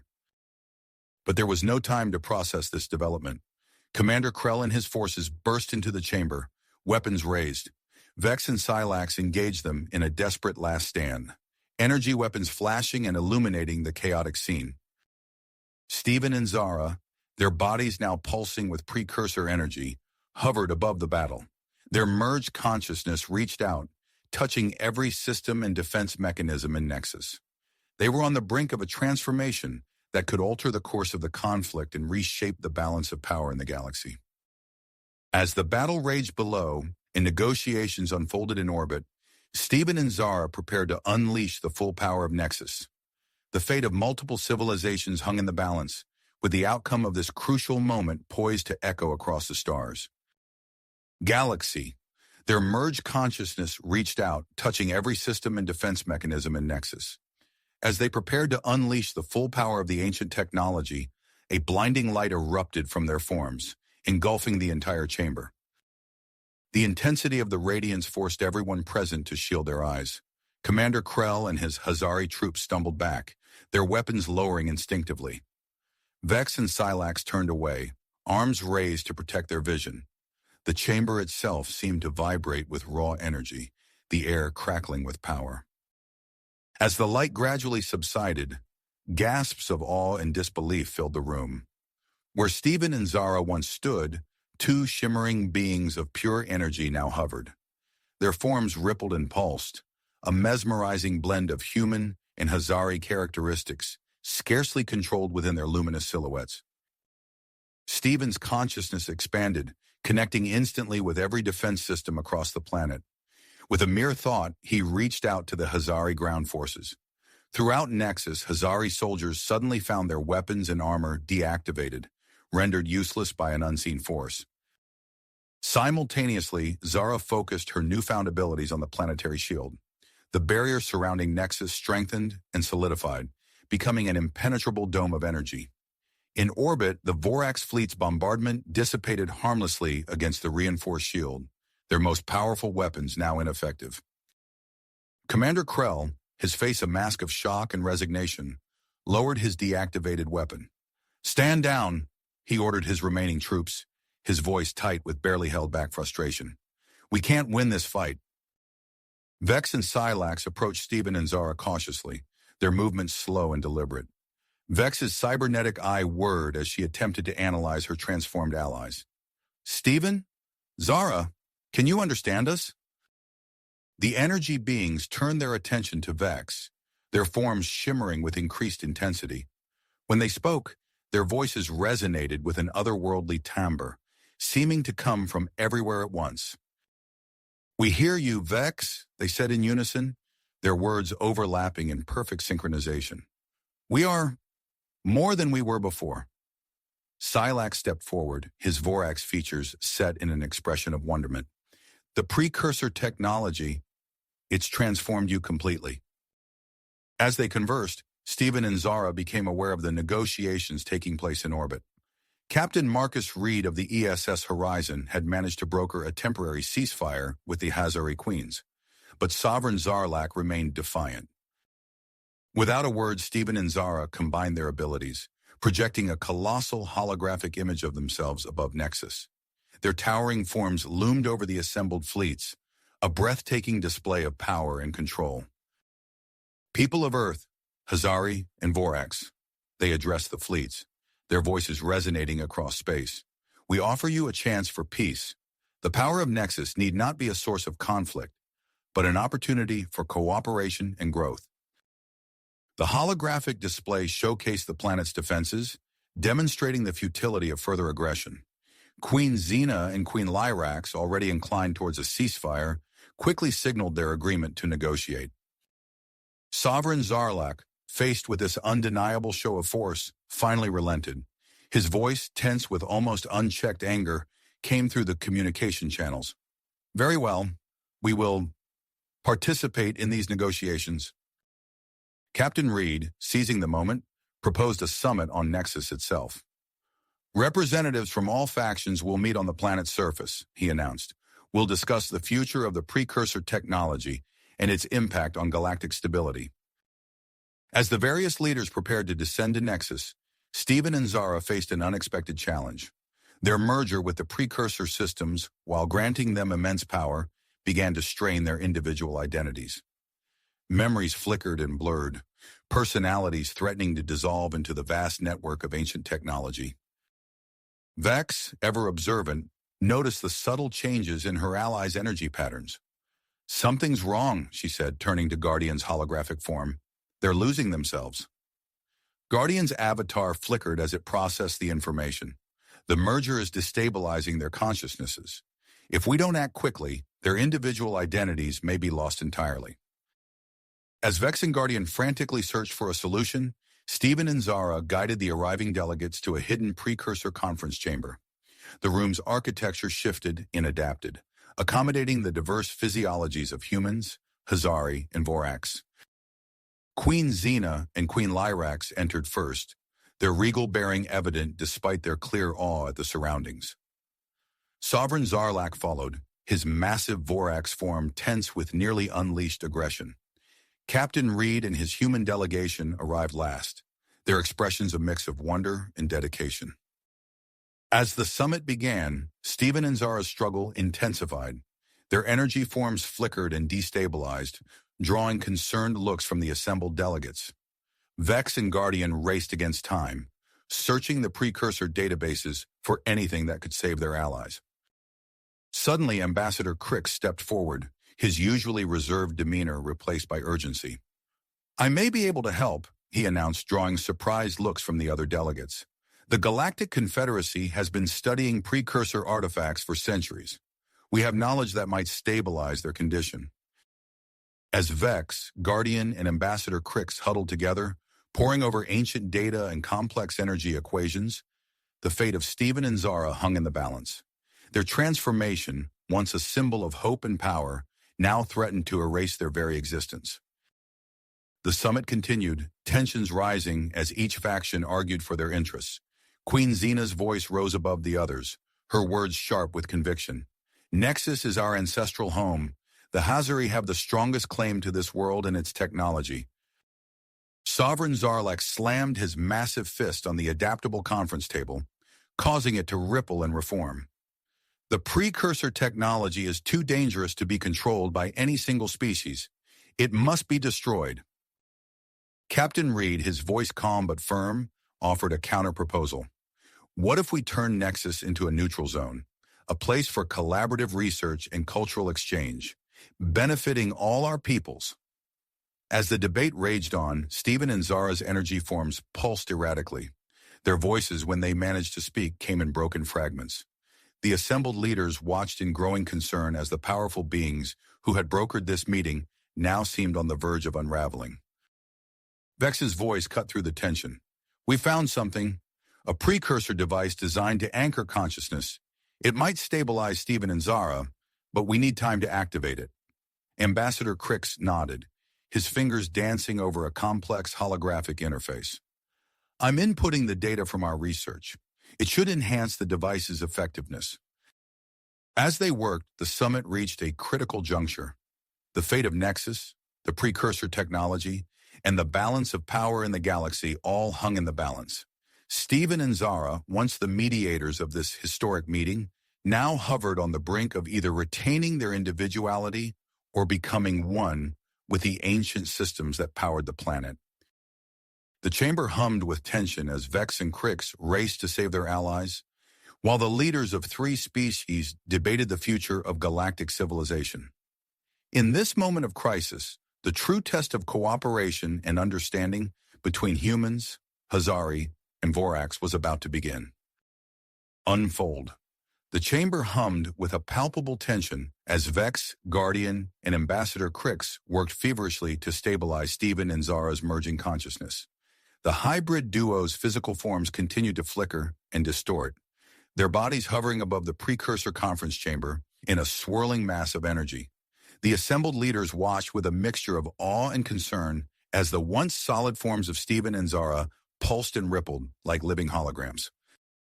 Suddenly, the consciousness anchoring device activated, sending a pulse of energy through the room. The air crackled with invisible force as the wave washed over Steven and Zara. Their forms snapped back into focus, their bodies still radiating with precursor energy, but now distinctly recognizable. As the glow subsided, gasps of surprise echoed through the chamber. The stabilization process had an unexpected side effect. Steven and Zara stood before them, transformed into true human Hazari hybrids. Steven's skin now exhibited a subtle, shimmering quality reminiscent of Hazari bioluminescence. His musculature had become denser and more defined, giving him an otherworldly strength. Beside him, Zara's form had become more human-like in proportion. Her formerly insectoid features softened into a blend of human and Hazari characteristics. Most striking were their eyes, shifting in color like living kaleidoscopes. As Steven blinked in confusion, his irises swirled from deep blue to vibrant purple. Zara's eyes flickered from green to gold as she took in her new form.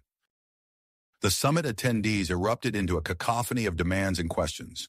Queen Xena's voice rose above the din, her mandibles clicking with excitement. This transformation proves our right to control Nexus. The Hazari's compatibility with precursor technology is undeniable. Sovereign Zarlak's massive form loomed over the others, his voice a threatening rumble. This is precisely why this power cannot be trusted to any single species. These hybrids must be quarantined and studied immediately. Captain Reed stepped forward, his hands raised in a placating gesture. Before we jump to conclusions, I propose we allow Steven and Zara to demonstrate their abilities. We need to understand the full extent of this transformation. Steven nodded, his new form radiating an aura of calm. Agreed. We'll show you that we're in control of both our new bodies and the precursor technology. He closed his eyes, concentrating on the gravity manipulation abilities he had gained. The air around them began to shimmer as localized gravitational fields formed throughout the chamber. Delegates gasped as they found themselves experiencing the gravity of their homeworlds. Queen Lyrax chittered in delight as she bounced lightly in the lowered gravity field around her. Sovereign Zarlak grunted in surprise as the increased gravity pressed down on his massive frame, a familiar sensation from his high-gravity homeworld. Zara stepped forward, her movements fluid and graceful in her new form. She raised her hand, interfacing directly with Nexus's systems. A detailed holographic map of the galaxy sprang to life above the conference table, eliciting murmurs of amazement from the assembled leaders. We can use this technology not for conflict, but for expansion and cooperation, Zara explained, her voice a harmonious blend of human and Hazari tones. She highlighted several planets on the map, each pulsing with a different color. These worlds are suitable for colonization by various species. Together, we could create a network of thriving colonies across the galaxy. As the demonstrations continued, Ambassador Crix noticed something unusual. The precursor technology throughout Nexus seemed to pulse and shift in response to Steven and Zara's emotional states. When Steven expressed excitement about a potential joint research initiative, previously dormant systems throughout the facility hummed to life. Crix leaned in to whisper to Captain Reed, "Their connection to the ancient systems runs deeper than we thought. The entire planet seems to be responding to their subconscious desires." Reed nodded, seeing an opportunity to shift the focus of the summit. He cleared his throat, drawing the attention of the delegates. "I propose we form a joint research initiative. representatives from all species could work together to study the precursor technology under Stephen and Zara's guidance. Nexus could serve as a neutral scientific outpost, benefiting all our civilizations. The proposal seemed to gain traction among the delegates, with even sovereign Zarlak grudgingly admitting its potential merits. However, before any agreement could be reached, alarms blared throughout the facility. The main view screen flickered to life, revealing the stern visage of Admiral Zorn. His eyes blazed with fanatical intensity as he addressed the assembly. "This farce has gone on long enough," Zorn snarled. "I have taken control of a significant portion of the Hazari fleet. Surrender Nexus to my forces immediately, or I will reduce this planet to rubble." The chamber erupted into chaos as delegates shouted accusations and demands. Stephen and Zara exchanged a glance, their eyes swirling with purpose. They realized they had to act quickly to prevent a catastrophic battle. "We can use our connection to the precursor systems," Zara said, her voice low and urgent. "If we interface with the long-range communication array, we might be able to project our consciousness onto Zorn's flagship." Stephen nodded, understanding the risks involved. "It's our best chance to either reason with him or neutralize the threat from within. Are you ready?" As the summit delegates watched in tense silence, Stephen and Zara moved to the center of the chamber. They clasped hands, their hybrid forms beginning to glow with precursor energy. The air around them crackled with power as they prepared to project their consciousness across the vast distance of space.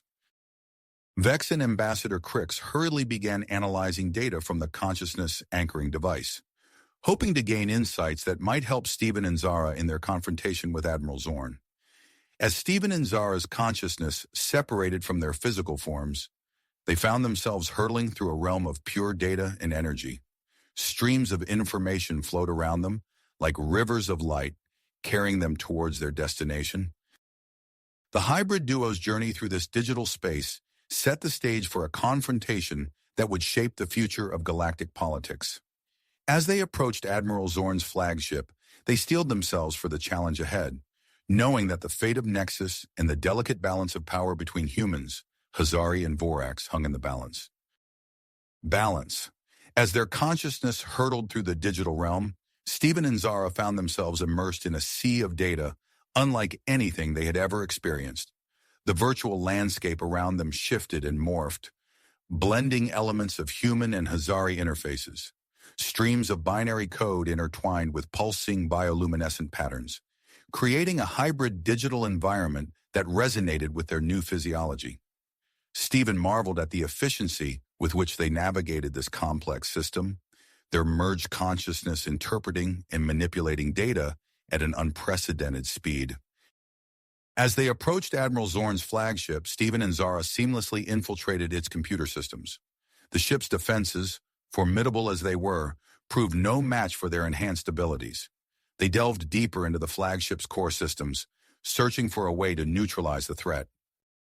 Suddenly, Zara's consciousness pulsed with alarm. "Stephen, look at this," she communicated through their shared digital link. Before them materialized a holographic representation of a molecular structure, its design unmistakably weaponized.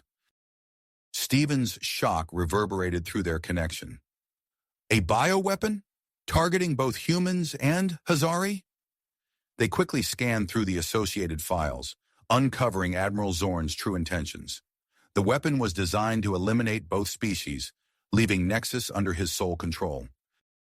"We need to stop this now," Stephen's thoughts raced. "If he launches that weapon, everything we've worked for will be destroyed." Together, they began systematically disabling the flagship's weapons and propulsion systems.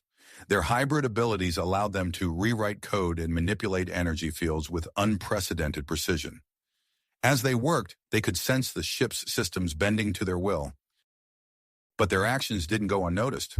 Alarms blared throughout the virtual representation of the ship, and they felt a sudden surge of resistance in the system. "He knows we're here," Zara warned. Admiral Zorn's voice boomed through the digital space, distorted and menacing. "You think you can stop me? I've prepared for this." A wave of energy coursed through the system, and Stephen and Zara felt their connection to their physical bodies weakening.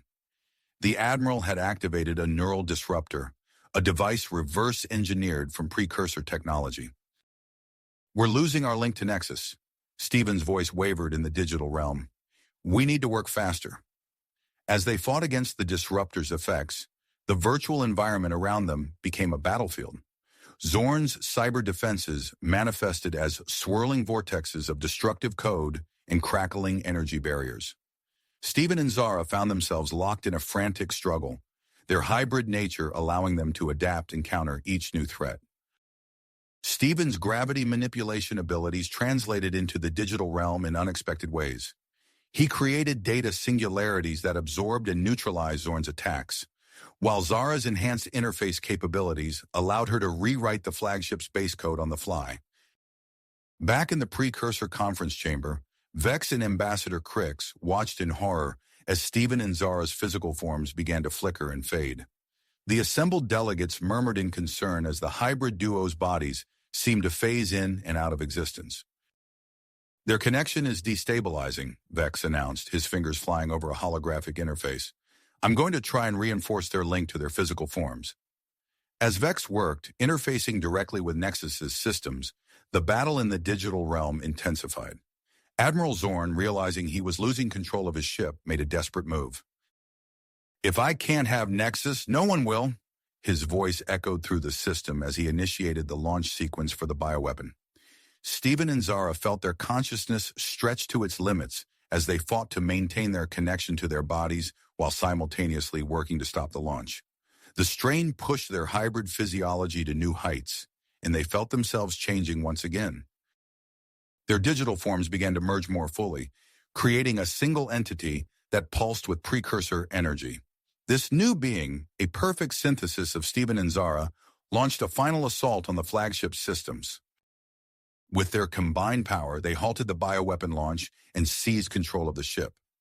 Admiral Zorn's digital presence faded away, his last scream of defiance cut short as they shut down his access to the system. But the victory came at a cost. The strain of their actions caused their digital form to begin breaking apart. As their consciousness started to fragment, they made a desperate attempt to return to their physical bodies on Nexus. They raced through layers of precursor data networks, catching fleeting glimpses of information about the ancient civilization's true nature and their plans for humanity in the Hazari. These revelations, though not fully understood, hinted at a greater purpose behind their transformation. As they approached Nexus, they sensed a powerful energy pulse guiding them home. Vex and Ambassador Crix had activated the consciousness anchoring device, creating a beacon for their returning essence. Steven and Zara's consciousness crashed back into their physical forms with a burst of energy that momentarily overloaded the conference chamber systems. As the light faded, they found themselves back in their bodies, but changed once more. Their forms had further merged, creating an even more perfect blend of human and Hazari characteristics. They opened their eyes, now swirling with an otherworldly light, and surveyed the awestruck faces of the assembled delegates. Queen Xena and Queen Lyrax exchanged meaningful glances, while Sovereign Zarlak regarded them with a mixture of wariness and grudging respect. As the immediate crisis subsided, Steven and Zara became acutely aware of the profound changes they had undergone. Their connection had deepened beyond anything they could have imagined, transcending normal relationships. They could sense each other's thoughts and emotions with perfect clarity. Their individual identities now intertwined in a way that defied easy categorization. They stood together, their new hybrid form radiating power and potential, ready to address the assembled delegates and navigate the complex political landscape their actions had created. The information they had glimpsed about the precursors deeply affected on their minds, promising to add yet another layer of complexity to their already extraordinary situation. As they prepared to speak, Steven and Zara knew that their journey was just getting started. The defeat of Admiral Zorn was just the beginning. They had opened the door to a new era of cooperation and discovery, but challenges still lay ahead. The true nature of the precursors, the full extent of their own evolving abilities, and the future of galactic relations all remained uncertain. With a shared thought, they stepped forward, ready to face whatever came next together. As they prepared to speak, Steven and Zara knew that their journey was just getting started. The defeat of Admiral Zorn was just the beginning. They had opened the door to a new era of cooperation and discovery, but challenges still lay ahead. The true nature of the precursors, the full extent of their own evolving abilities, and the future of galactic relations all remained uncertain. With a shared thought, they stepped forward, ready to face whatever came next. The assembled delegates watched with a mixture of awe and trepidation as the hybrid duo began to address the chamber. "Esteemed representatives," Stephen began, his voice resonating with a new timbre that blended human and Hazari vocal qualities. "We have neutralized the threat posed by Admiral Zorn and his bioweapon." Zara continued seamlessly. "In doing so, we've undergone further changes. Our connection to the precursor systems has deepened, and our abilities have evolved." As they spoke, Stephen and Zara became acutely aware of a new sensation washing over them. The emotions of the delegates flooded their senses, a kaleidoscope of feelings ranging from curiosity to fear to admiration. They exchanged a quick glance, realizing their empathic abilities had increased exponentially. Queen Xena rose from her seat, her eyes fixed on the hybrid duo. "This display of power is remarkable. We cannot ignore the potential benefits of human Hazari hybridization." Queen Lyrax nodded in agreement. "Indeed. I propose we form a formal alliance between our factions, focused on researching precursor technology under Stephen and Zara's guidance."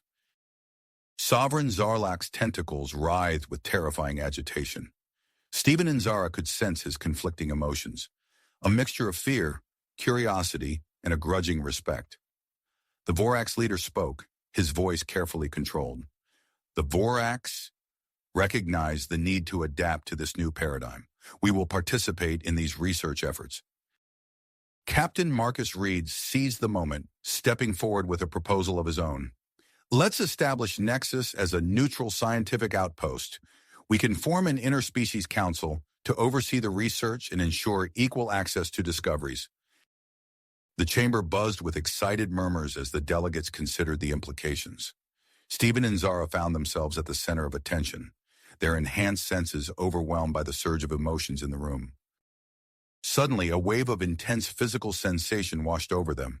Their newly transformed bodies tingled with hypersensitivity, every movement sending shivers of energy coursing through their nervous systems. Stephen stumbled slightly, steadying himself against a nearby console. Zara's eyes met his, and he could see she was experiencing the same overwhelming sensations.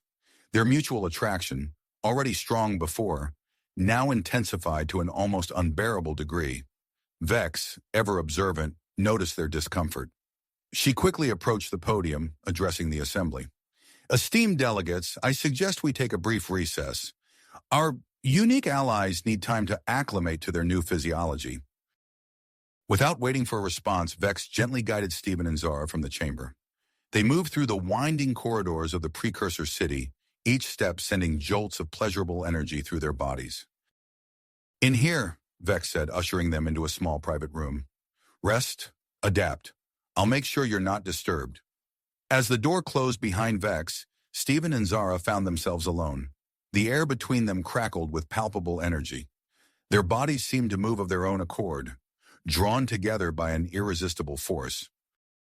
"Zara," Stephen breathed, his voice husky, "this is intense." "I know," she replied, her eyes swirling with a mix of human and Hazari patterns. "I can feel everything you're feeling." Their hands intertwined, sending waves of pleasure cascading through their hybrid forms. As they explored their new physicality, the room around them began to change. Holographic displays flickered to life, bathing them in a soft, blue glow. The walls seemed to pulse with energy, responding to their presence. Stephen and Zara barely noticed, lost in the overwhelming sensations of their evolving bodies. Meanwhile, in the conference chamber, tensions were rising. The absence of Stephen and Zara had left a power vacuum, and old rivalries began to resurface. "How can we trust that this hybridization isn't part of a human plot?"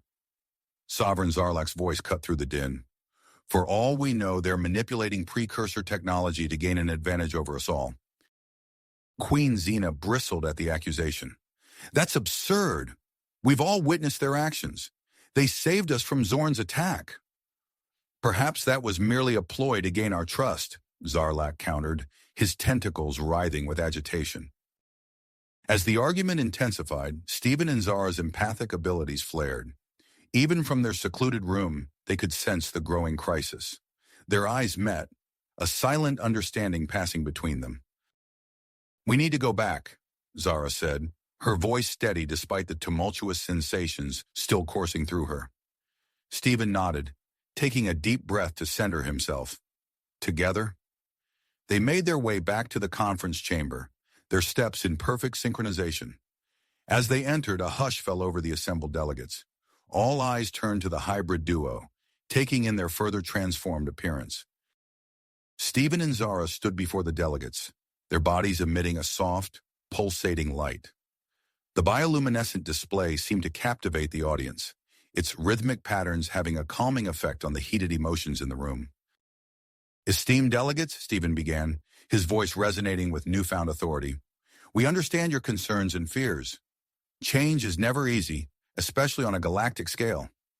Zara continued, her words flowing seamlessly from Stephen's. "But we stand before you as living proof of what can be achieved when our species work together. We are neither human nor Hazari, but something new, something with the potential to bridge the gaps between all our civilizations." The hybrid duo could sense the shifting emotions in the room, fear giving way to curiosity, hostility softening into cautious optimism. They shared a quick glance, knowing they needed to capitalize on this moment. "To allay your fears and promote understanding," Stephen said, "we propose a public demonstration of our abilities. We offer each faction the opportunity to experience a temporary mental link with us." Zara nodded, adding, "This link will provide first-hand knowledge of the hybridization process and its potential benefits. It will also prove that there is no hidden agenda at play." The proposal sent shockwaves through the assembly. Queen Xena and Queen Lyrax immediately stepped forward, eager to participate. Sovereign Zarlak, caught off guard, hesitated for a moment before grudgingly agreeing. As preparations began for the unprecedented demonstration, Stephen and Zara retreated to a quiet corner of the chamber.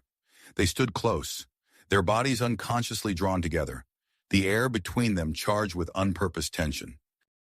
"Are you ready for this?" Stephen asked, his voice low.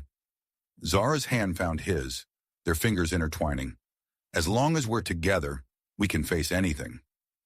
They turned to face the assembled delegates, their clasped hands raised in a gesture of unity. The fate of interspecies relations hung in the balance as they prepared to initiate the mental link. Whatever the outcome, Stephen and Zara knew their actions in the coming moments would reshape the future of the galaxy and test the limits of their newfound abilities and deepening bond. Relationship. As Stephen and Zara turned to face the assembled delegates, their clasped hands raised in unity, a sudden surge of energy coursed through the precursor technology in the conference chamber. The hybrid duo's unique physiology had triggered something dormant within Nexus itself. Holographic displays flickered to life around the room, projecting ethereal images of ancient precursor experiments. The delegates gasped as they saw vivid depictions of genetic manipulation and species hybridization, their eyes wide with a mixture of awe and trepidation. The unexpected activation disrupted Stephen and Zara's attempt to initiate the mental link. Instead of a controlled demonstration, their shared memories and experiences flooded outward, enveloping everyone present in a vivid mental landscape. Queen Xena stumbled backward, her antennae twitching wildly as she found herself reliving Stephen's time as a gladiator. Sovereign Zarlak's tentacles writhed as he experienced the initial human-Hazari conflict through Zara's eyes. Captain Reed gripped the edge of a nearby console, overwhelmed by the sensation of transformation that Stephen and Zara had undergone. As the mental deluge continued, the delegates began to undergo temporary physical changes. Queen Xena's exoskeleton developed subtle bioluminescent patterns, pulsing in rhythm with her accelerated heartbeat. Sovereign Zarlak's scales shifted, taking on a more human-like texture.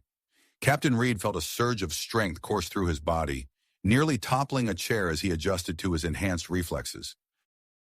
The shared mental experience revealed the true extent of the precursor's plans. Stephen and Zara watched as understanding dawned on the faces of the assembled representatives. The ancient race had intended for humanity and the Hazari to reunite and evolve together, with Nexus serving as the catalyst for this merger. As the mental link subsided, chaos erupted in the conference chamber. Delegates argued vehemently, their voices rising in a cacophony of conflicting opinions. "This is an abomination," shouted a Vorax representative, his scales overflowing with agitation. "We cannot allow our species to be diluted." "But think of the possibilities," countered a human scientist, her eyes gleaming with excitement. "The advancements we could make together." Amidst the commotion, Stephen and Zara's bodies began to emit a pulsating energy field. It expanded rapidly, enveloping the entire chamber and interfacing with the precursor technology. The holographic displays shifted, now projecting potential future scenarios based on the hybrid duo's unique genetic makeup. The delegates fell silent, transfixed by the images before them. They saw advanced civilizations where humans, Hazari, and Vorax worked side by side, creating technological marvels beyond their current comprehension. The projections depicted a future of peaceful coexistence where the strengths of each species complemented the others. Suddenly, the energy field's influence extended beyond the conference chamber. Stephen and Zara felt a connection to the entire underground city, sensing long-dormant precursor systems springing to life. Hidden chambers revealed themselves, filled with advanced technologies that hummed with newfound purpose. The transformation didn't stop there. The energy field continued to expand, triggering a planet-wide metamorphosis of Nexus. Stephen and Zara stood transfixed as they sensed massive changes occurring on the surface above them. Captain Reed's communicator crackled to life, filled with panicked voices from the orbiting fleets. "The planet's surface is shifting. Massive structures are emerging from beneath the ground." Stephen and Zara exchanged a glance, realizing the gravity of the situation. Without a word, they reached out with their newly enhanced abilities, establishing a telepathic link with the fleet commanders. They shared their knowledge and experiences, calming the rising tensions and preventing an outbreak of hostilities. As the immediate crisis subsided, the delegates in the conference chamber began to recover from their shock. Many found themselves drawn to Stephen and Zara, fascinated by the potential they represented. Queen Xena approached, her antenna quivering with excitement. "This experience, it's opened my eyes to possibilities I never imagined. We must explore this further." Even Sovereign Zarlak, who had been one of the most vocal opponents, seemed to be reconsidering his position. "The power you wield is impressive," he admitted grudgingly. "Perhaps there is merit in this union after all." As the situation stabilized, Stephen and Zara became acutely aware of a new sensation. The precursor technology throughout Nexus responded to their thoughts and emotions, reconfiguring itself to suit their needs. They realized that their hybrid nature had granted them unprecedented control over the ancient systems. Stephen turned to Zara, his eyes wide with the implications of their newfound responsibility. "We're the caretakers of Nexus now," he said softly. "What we do here could shape the future of the entire galaxy." Zara nodded, her hand tightening around Stephen's. "We need to use this position to foster cooperation and understanding between all species." As they prepared to address the assembled delegates once more, Stephen and Zara couldn't ignore the intense physical attraction between them. Their shared experiences and recent transformations had deepened their bond beyond anything they had known before. They stood before the gathered representatives, their bodies still emanating a soft glow of precursor energy. The fate of multiple species hung in the balance as they prepared to present their vision for a united future. "Esteemed delegates," Stephen began, his voice resonating with newfound authority, "what we've experienced today is just the beginning. The precursors left us a legacy, a path to a future where our species can evolve together, becoming stronger than we ever could alone." Zara continued seamlessly, "We stand at a crossroads. We can choose to embrace this new future, or we can retreat into fear and isolation. The choice is ours to make." As they spoke, the holographic displays around them shifted once more, showing glimpses of the transformed surface of Nexus. Massive energy spires rose into the sky, forming a network that spanned the entire globe. The planet itself seemed to pulse with newfound life and purpose. The delegates listened intently, their faces a mixture of apprehension and hope. Stephen and Zara could sense the conflicting emotions swirling through the room, but they also felt a growing undercurrent of excitement and possibility. Queen Xena stepped forward, her voice ringing out clear and strong. I, for one, am ready to embrace this new future. The Hazari will stand with you in this endeavor. Sovereign Zarlak, after a moment's hesitation, nodded his agreement. The Vorax will adapt. We will not be left behind in this new era. As more delegates voiced their support, Stephen and Zara shared a private smile. They had taken the first step towards a united galaxy, but they knew the journey ahead would be filled with challenges and discoveries. Together, they prepared to lead the assembled species into an unknown but promising future. As Stephen and Zara prepared to lead the assembled species into this new era, the conference chamber itself began to transform. The walls shimmered and became translucent, revealing an intricate network of glowing conduits and pulsating energy nodes that spanned the entire underground city. The delegates gasped in awe as the full extent of the precursor technology was laid bare before them. The chamber had become a window into the heart of Nexus, emphasizing the potential that lay within Stephen and Zara's unique bond. What you see around you, Stephen said, gesturing to the newly revealed technological marvels, is just the beginning. We believe that the key to unlocking the full potential of this legacy lies in the very essence of our hybrid nature.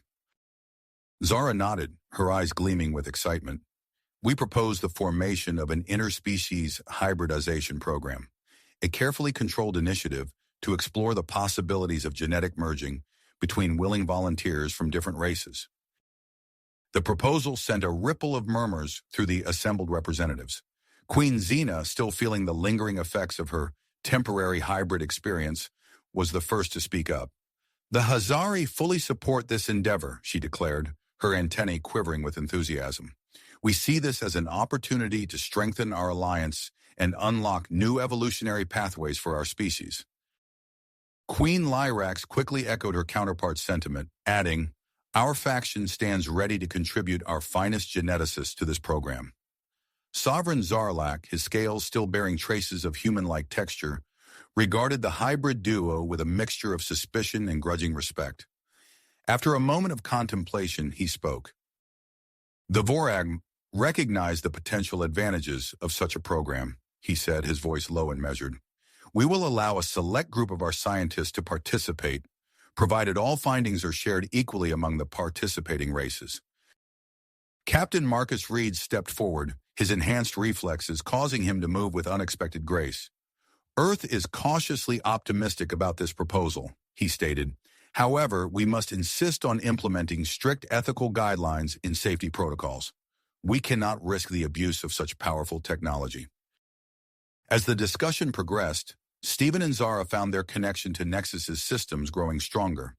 Information flooded their minds, accessing the planet's vast database of precursor knowledge. They shared glances, silently communicating their newfound insights. We understand your concerns, Zara said, addressing the delegates. The precursors themselves conducted extensive hybridization experiments millennia ago. We can use their data to establish a solid foundation for our research.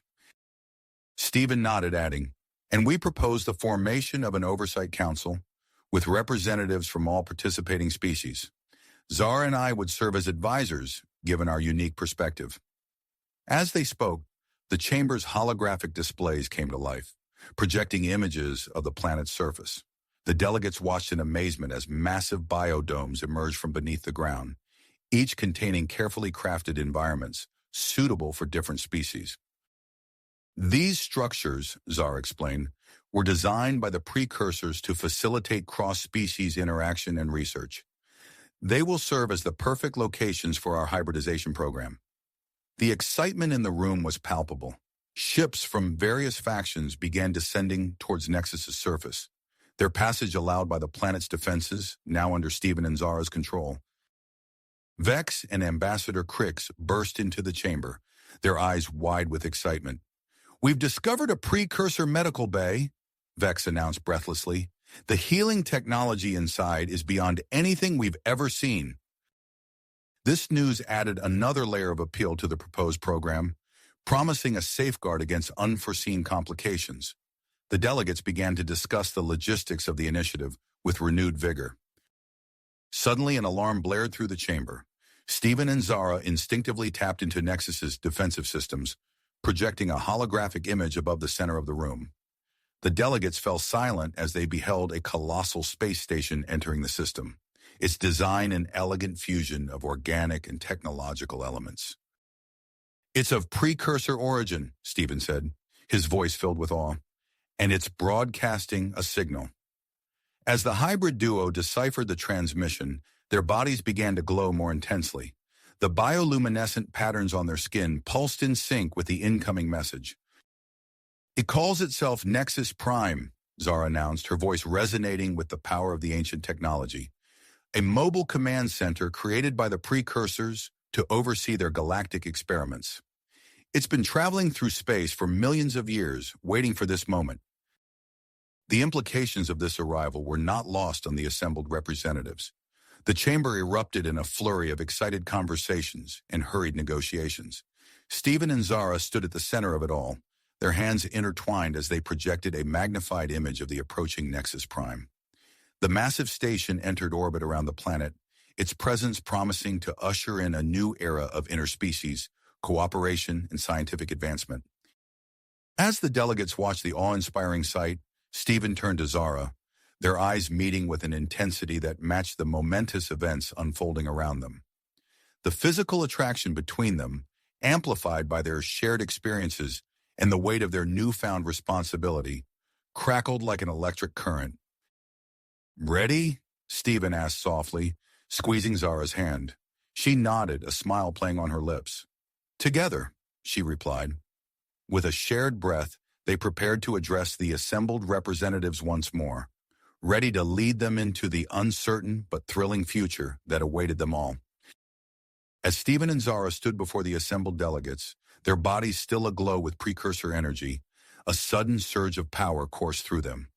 The massive space station, Nexus Prime, entered orbit around the planet, its presence amplifying their connection to the ancient technology. The delegates watched in amazement as Stephen and Zara's skin began to shimmer, taking on a metallic sheen. Intricate patterns of light pulsed beneath their surface, reflecting the complex circuitry of Nexus Prime. "We need to board the station," Stephen announced, his voice resonating with newfound authority. "It's calling to us."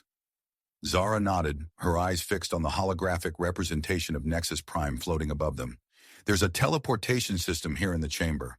We can use it to transport directly to the station." As they moved towards the newly revealed teleportation platform, Queen Xena stepped forward, her antennae quivering with excitement. "We insist on accompanying you," she declared, gesturing to Queen Lyrax. "This is a momentous occasion for all our species." Stephen and Zara exchanged a glance, then nodded their agreement. The four of them stepped onto the platform, their bodies tingling as the ancient technology activated. In a flash of brilliant light, they materialized aboard Nexus Prime.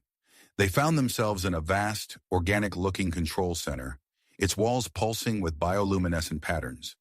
Holographic interfaces sprang to life around them, responding to Stephen and Zara's presence. As the hybrid duo approached the central console, their bodies began to physically merge with the surrounding technology. Stephen gasped as he felt his consciousness expanding, interfacing directly with the station's mainframe. "It's incredible," Zara breathed, her voice echoing strangely as her form blended with the organic circuitry. "The amount of information, it's beyond anything we could have imagined." While Stephen and Zara communed with Nexus Prime's systems, Queen Xena and Queen Lyrax ventured deeper into the station. They moved through corridors that seemed to shift and reconfigure around them, adapting to their presence. "Look!" Queen Lyrax exclaimed, pointing to a massive chamber they had just entered. Row upon row of stasis pods lined the walls, each containing a shimmering, translucent substance. Queen Xena approached one of the pods, her eyes widening as she realized what she was seeing. "Genetic samples," she whispered, "thousands of them, from species I've never even heard of." Back on the planet's surface, the remaining delegates began to organize expeditions to explore the newly emerged biodomes. Captain Marcus Reed led a team into one that seemed to mimic Earth-like conditions, marveling at the lush vegetation and familiar yet alien wildlife. Sovereign Zarlak, his curiosity overcoming his usual caution, entered a dome suited for Vorax physiology. The environment inside was harsh and volcanic, perfectly tailored to his species' needs. He found himself begrudgingly impressed by the precursor's attention to detail. In the precursor medical bay, Vex and Ambassador Crix poured over newly accessible data streams. Their eyes grew wide as they uncovered information about an impending galactic threat. "We need to contact Stephen and Zara immediately," Vex said urgently. "This changes everything." Aboard Nexus Prime, Stephen and Zara received the transmission from Vex. The information flooded their merged consciousness, revealing the true nature of the cosmic anomaly approaching their galaxy. "A void in space," Stephen's voice echoed through the control center, "consuming everything in its path." Zara's form pulsed with anxiety. This is why the precursors started their hybridization experiments. They were preparing for this threat. As they processed this information, a new set of systems activated within Nexus Prime. A massive device at the heart of the station hummed to life, its purpose becoming clear to the hybrid duo. "A wormhole generator," Zara realized. "We could use it to evacuate threatened systems." Stephen's consciousness probed deeper into the station's systems, but activating it requires more from us, a deeper melding with the precursor technology. They knew what they had to do. With a shared thought, Stephen and Zara initiated the final transformation. Their bodies began to merge not only with each other, but with the very fabric of Nexus Prime. The process was intense, irreversible, but driven by the urgency of the situation and their deepening bond, they embraced it fully. As Stephen and Zara's transformation progressed, the effects rippled across the Nexus system. On the planet below, the biodomes suddenly flared to life. Each dome generated a unique energy field, creating controlled environments for accelerated evolution. Inside the domes, the exploring delegates found themselves experiencing rapid but temporary physical changes. Captain Reed watched in awe as his skin developed a chameleon-like ability to change color. Sovereign Zarlak felt his body adapting to process new forms of energy, expanding his species' potential for survival in harsh environments. News of the cosmic threat spread quickly. Ships from various factions converged around Nexus, seeking protection and guidance. The planet's defensive systems, now fully under Stephen and Zara's control, created a shimmering barrier around the entire system. Aboard Nexus Prime, Stephen and Zara, now inseparable from each other in the station itself, began the wormhole generation sequence. Energy pulsed through the massive construct, building towards a crescendo that would reshape the future of the galaxy. Queen Xena and Queen Lyrax returned to the control center, their eyes wide with the wonders they had witnessed. They watched in awe as the hybrid duo, now more energy than flesh, manipulated the cosmic forces at their command. The assembled delegates, both on the planet and aboard the station, held their breath in anticipation. The first stable wormhole bloomed into existence just beyond Nexus Prime, a swirling portal of possibilities and hope in the face of the encroaching void. Void. The wormhole's swirling vortex cast an ethereal glow across Nexus Prime's control center, mesmerizing Queen Xena and Queen Lyrax. As Stephen and Zara's merged consciousness directed the creation of additional wormholes, the station began to vibrate with unprecedented energy. The hybrid duo's form pulsed with power, their bodies now more light than matter. "The evacuation must begin immediately," Stephen's voice echoed through the station, carrying an otherworldly resonance. Zara's consciousness reached out, interfacing with the planet's communication systems. "We're broadcasting a galaxy-wide message," she announced, her words reverberating through the assembled delegates' minds. On the planet's surface, the biodomes flared with intensified energy. Captain Marcus Reed, still marveling at his newly acquired chameleon-like skin, felt a sudden surge of information flood his mind. "It's a distress call," he realized, turning to his team, "and coordinates for safe passage." As if in response to an unheard signal, the sky above Nexus filled with arriving ships. The planet's defensive barrier shimmered, adapting to allow the influx of refugees while maintaining its protective shield. Queen Xena and Queen Lyrax sprang into action, their recent exploration of Nexus Prime's archives proving invaluable.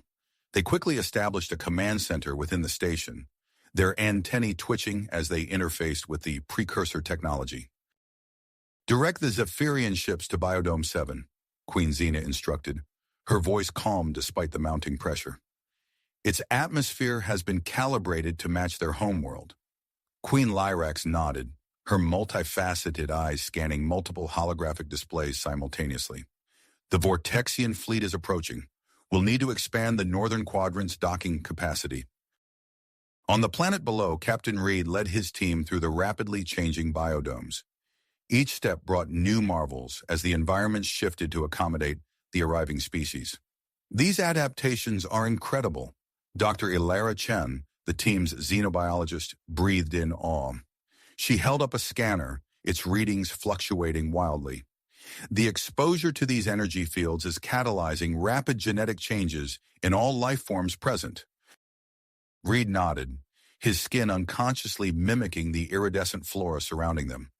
"We need to document everything. This could be crucial for long-term settlement planning." As the team worked tirelessly to understand the accelerated evolution occurring within the domes, a familiar figure strode purposefully through the chaos of the evacuation efforts. Sovereign Zarlak, his volcanic skin crackling with newfound energy absorption capabilities, approached the central command post. His eyes, usually narrowed in suspicion, were wide with a mix of awe and dedication. "I've seen enough," he announced to the startled human and Zephyrian coordinators. "The Vorax fleet stands ready to assist in the evacuation efforts." The news of Zarlak's support spread quickly, bolstering morale among the diverse species working together in the face of the encroaching void. Aboard Nexus Prime, Stephen and Zara's transformation continued to evolve. Their merge form began to incorporate elements of the station itself, tendrils of energy extending outward like cosmic roots. "We can sense the void's approach," Stephen's voice resonated through the station. "Its gravitational disturbances are affecting nearby systems." Zara's consciousness expanded, reaching across vast distances of space. "We're adjusting the wormhole network, rerouting to avoid stellar instabilities." As they worked in perfect synchronization, a new presence entered the Nexus system. A fleet of sleek, biomechanical ships glided into orbit, their design unlike anything seen before. A transmission crackled through the station's communication systems.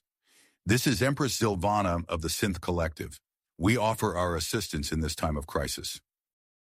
Queen Xena and Queen Lyrax exchanged glances, their antennae twitching in surprise and curiosity.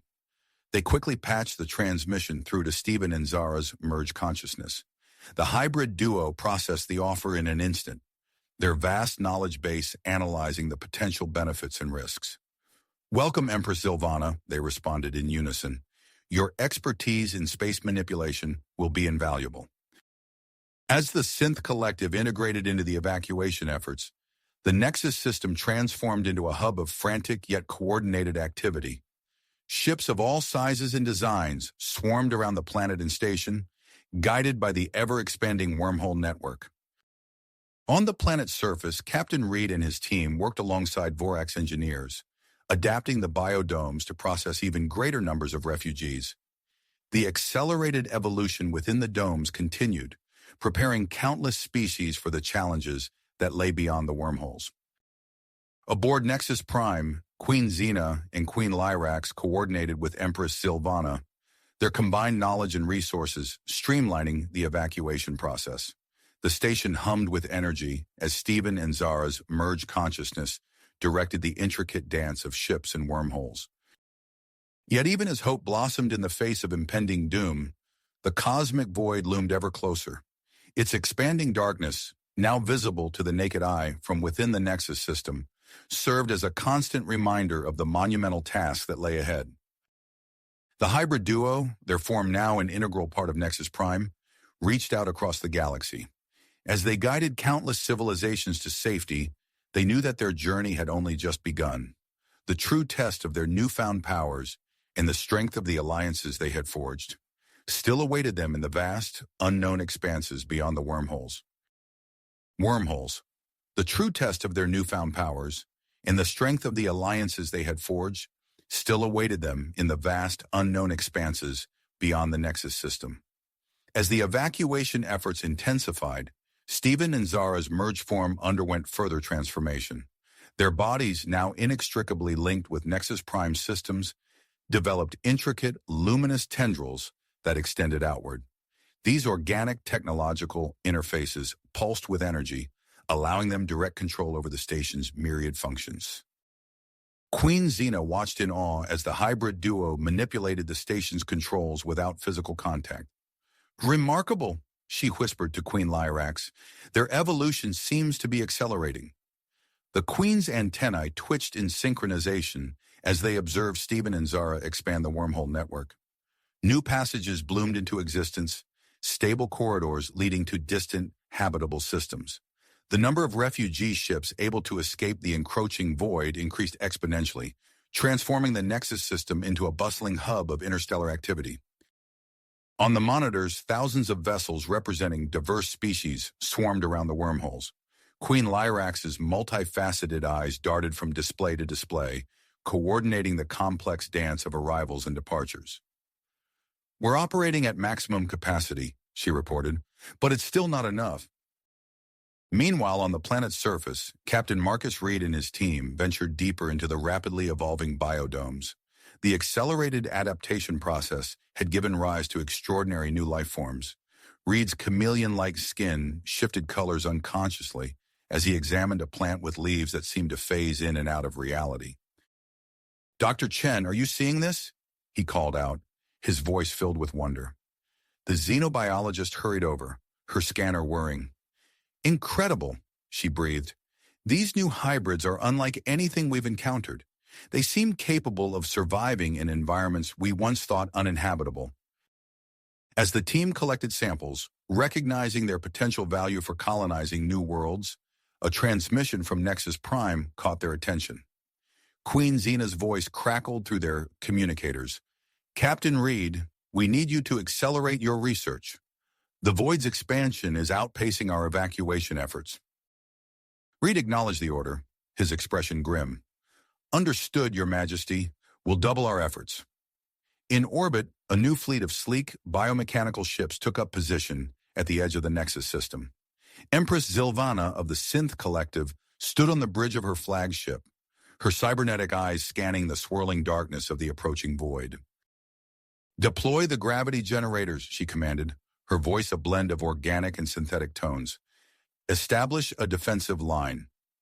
The synth ships moved into formation, activating their specialized equipment. A shimmering field of distorted space appeared between them and the cosmic anomaly, temporarily halting its advance. Aboard Nexus Prime, Stephen and Zara's merged consciousness registered the Synth Collective's actions. Their voices echoed through the station. "Empress Zilvana's intervention has bought us precious time. We must use it wisely." As if in response to their words, Queen Xena and Queen Lyrax made a startling discovery while reviewing the station's genetic archives. Their antennae quivered with excitement as they uncovered evidence of an ancient precursor experiment. "Look at this," Queen Xena called out, projecting a holographic display. "It appears the precursors were working on creating a hybrid species capable of manipulating space-time itself." Queen Lyrax studied the data, her mind racing with possibilities. "If we could replicate or expand upon this research..." Without hesitation, they transmitted their findings to Stephen and Zara's merged consciousness. The hybrid duo processed the information instantly, their form flickering with increased energy. "This could be the key," Stephen's voice resonated through the station, "but it will require further hybridization." Zara's consciousness expanded on the thought. "We may need to push the boundaries of our current form even further." As they contemplated this new development, the strain of maintaining the expanding wormhole network began to take its toll. Nexus Prime's power systems struggled under the immense energy requirements. Stephen and Zara's merged forms started to show signs of instability, their light pulsing erratically. Queen Xena noticed the fluctuations with alarm. Their connection to the station is becoming unstable. She warned, "We need a solution. Fast." At that moment, Ambassador Crix's voice cut through the mounting tension. "I may have an idea," he announced, his tentacles waving with nervous energy. "The biodomes on the planet's surface. They're generating massive amounts of energy. If we could harness that power—" Queen Lyrak's antennae perked up. "A conduit," she finished the thought. "We could construct an energy conduit linking the planet to Nexus Prime." The plan was set into motion immediately. Engineering teams from multiple species descended to the planet's surface, working alongside the rapidly evolving hybrid organisms from the biodomes. These new life forms, capable of channeling immense amounts of energy, became integral to the conduit's design. As construction progressed at a feverish pace, Sovereign Zarlak oversaw the massive refugee processing center established in one of the larger biodomes. His volcanic skin crackled with absorbed energy as he directed the flow of millions of displaced individuals. "Kronar refugees, proceed to Biodome 12, he barked, his usually gruff voice tinged with urgency. "Zephyrian transports, prepare for wormhole transit in Sector 7. The organized chaos of the evacuation continued, but a new threat loomed on the horizon. Long-range sensors detected an approaching fleet of unknown origin, their technology rivaling that of the precursors. Stephen and Zara's merged consciousness, already stretched to its limits, registered the incoming danger. Their physical form began to change once more, developing new structures that pulsed with defensive energy. As the energy conduit neared completion and the unknown fleet drew closer, the fate of countless refugee species hung in the balance. Stephen and Zara's hybrid form continued to evolve, adapting to meet the mounting challenges. The next phase of the crisis was about to unfold, with the very fabric of space-time at stake. The next phase of the crisis was about to unfold, with the very fabric of space-time at risk. As the energy conduit neared completion, Nexus Prime's long-range sensors detected an approaching fleet. The sleek biomechanical ships entered the system with an otherworldly grace, their design unlike anything seen before. Stephen and Zara's merged consciousness immediately focused on the newcomers. "Unknown fleet entering the system," their voice echoed through Nexus Prime's corridors. "Intentions unclear." Queen Xena and Queen Lyrax exchanged worried glances, their antennae twitching nervously. Before they could react, a transmission cut through the station's communications. "Nexus Prime, this is High Arbiter Zephyrus of the Ascended. We request permission to dock." Stephen and Zara processed the request in an instant, analyzing potential risks and benefits. After a brief moment of deliberation, they responded, "Permission granted, High Arbiter. Proceed to Docking Bay 7. As the Ascended ships approached, Stephen and Zara's hybrid form underwent another startling transformation. Their bodies, already an intricate blend of organic and technological components, began to develop a crystalline outer layer. The translucent, faceted surface pulsed with energy, enhancing their ability to channel and control the massive power flows coursing through Nexus Prime. Queen Lyrax observed the change with fascination. "Their evolution continues to accelerate," she noted, her multifaceted eyes reflecting the shimmering, crystalline surface. The Ascended ship docked with precision, and soon High Arbiter Zephyrus and a delegation of scientists made their way onto the station. Their appearance was striking. Tall, ethereal beings with iridescent skin and eyes that seemed to contain swirling galaxies. Zephyrus approached Stephen and Zara's hybrid form, bowing slightly.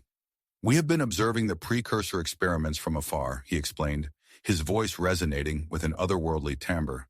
"We possess technology that may halt the expansion of the cosmic void." Stephen and Zara's merged consciousness focused intently on the High Arbiter. "What do you require?" they asked in unison. "Access to the full extent of precursor knowledge stored within Nexus Prime's databases," Zephyrus replied. "Only by combining our understanding with theirs can we hope to implement a solution." As the Ascended scientists began their work, integrating their knowledge with the precursor databases, a crisis unfolded on the planet's surface. The energy conduit, nearing activation, suddenly surged with unexpected power. Captain Marcus Reed's voice crackled through the communication systems. Nexus Prime, we have a situation. The hybrid organisms in the conduit are evolving rapidly. Power fluctuations are destabilizing the wormholes. Reed and his team worked frantically to stabilize the energy flow. Sweat beaded on his brow as he examined the readouts, his chameleon-like skin shifting colors rapidly in response to his stress. Dr. Chen, look at this, he called out, pointing to a display showing the hybrid organism's genetic structure. They're responding to Stephen and Zara's merged form. If we can fine-tune their genetics, we might be able to enhance the energy transfer. As Reed's team raced against time, Empress Zilvana of the Synth Collective took swift action. Her cybernetic eyes analyzed the situation in microseconds, and she issued commands to her fleet. Redirect squadrons 3 through 7, she ordered, her voice a blend of organic and synthetic tones. Form a protective barrier around the conduit. Use our gravitational field generators to regulate the energy flow. The sleek synth ships moved into position, their advanced technology creating a shimmering field that helps stabilize the massive energy transfer. Aboard Nexus Prime, Queen Xena and Queen Lyrax coordinated with High Arbiter Zephyrus, their antennae quivering with excitement as new discoveries emerged from the merged databases. A precursor protocol for creating controlled singularities, Queen Xena exclaimed, her eyes wide with wonder. This could be the key to containing the void. As the ascended scientists delved deeper into the precursor knowledge, a new crisis arose. The intense information transfer began to overload Nexus Prime's neural networks, threatening Stephen and Zara's merged consciousness. Their crystalline form flickered and pulsed erratically.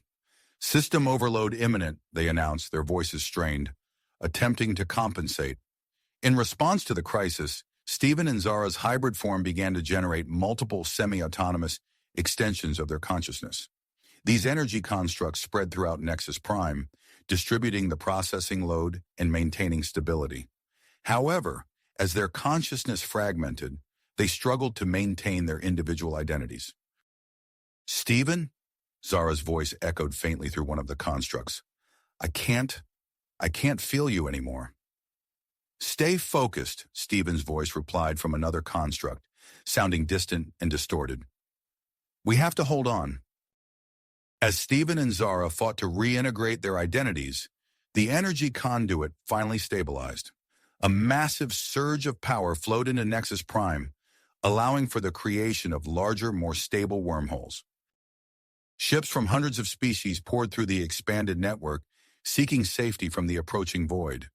The evacuation efforts redoubled, with Sovereign Zarlak overseeing the chaos from the Refugee Processing Center. His volcanic skin crackled with absorbed energy as he directed the flow of evacuees. Suddenly, he noticed something strange. Some of the refugees exposed to the energy emissions from the conduit were showing signs of accelerated evolution. Establish quarantine zones in sectors 4 through 6, he barked to his assistants.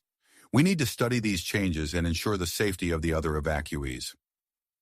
As the crisis on multiple fronts reached a fever pitch, High Arbiter Zephyrus approached Stephen and Zara's fragmented consciousness. We are ready to implement our plan, he announced, his galaxy-filled eyes reflecting the gravity of the situation. But we need your full cooperation. Can you maintain control long enough to see this through? Stephen and Zara's energy constructs flickered in response, their voices a chorus of uncertainty and perseverance. The fate of countless civilizations hung in the balance as they prepared for the next phase of the operation, their fragmented minds struggling to reunite and face the challenge ahead. As Stephen and Zara's fragmented consciousness struggled to reunite, the energy constructs scattered throughout Nexus Prime began to flicker erratically.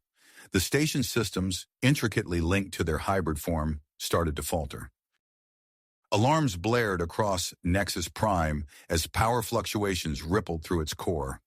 The wormhole network, once a stable lifeline for countless refugees, began to waver and distort.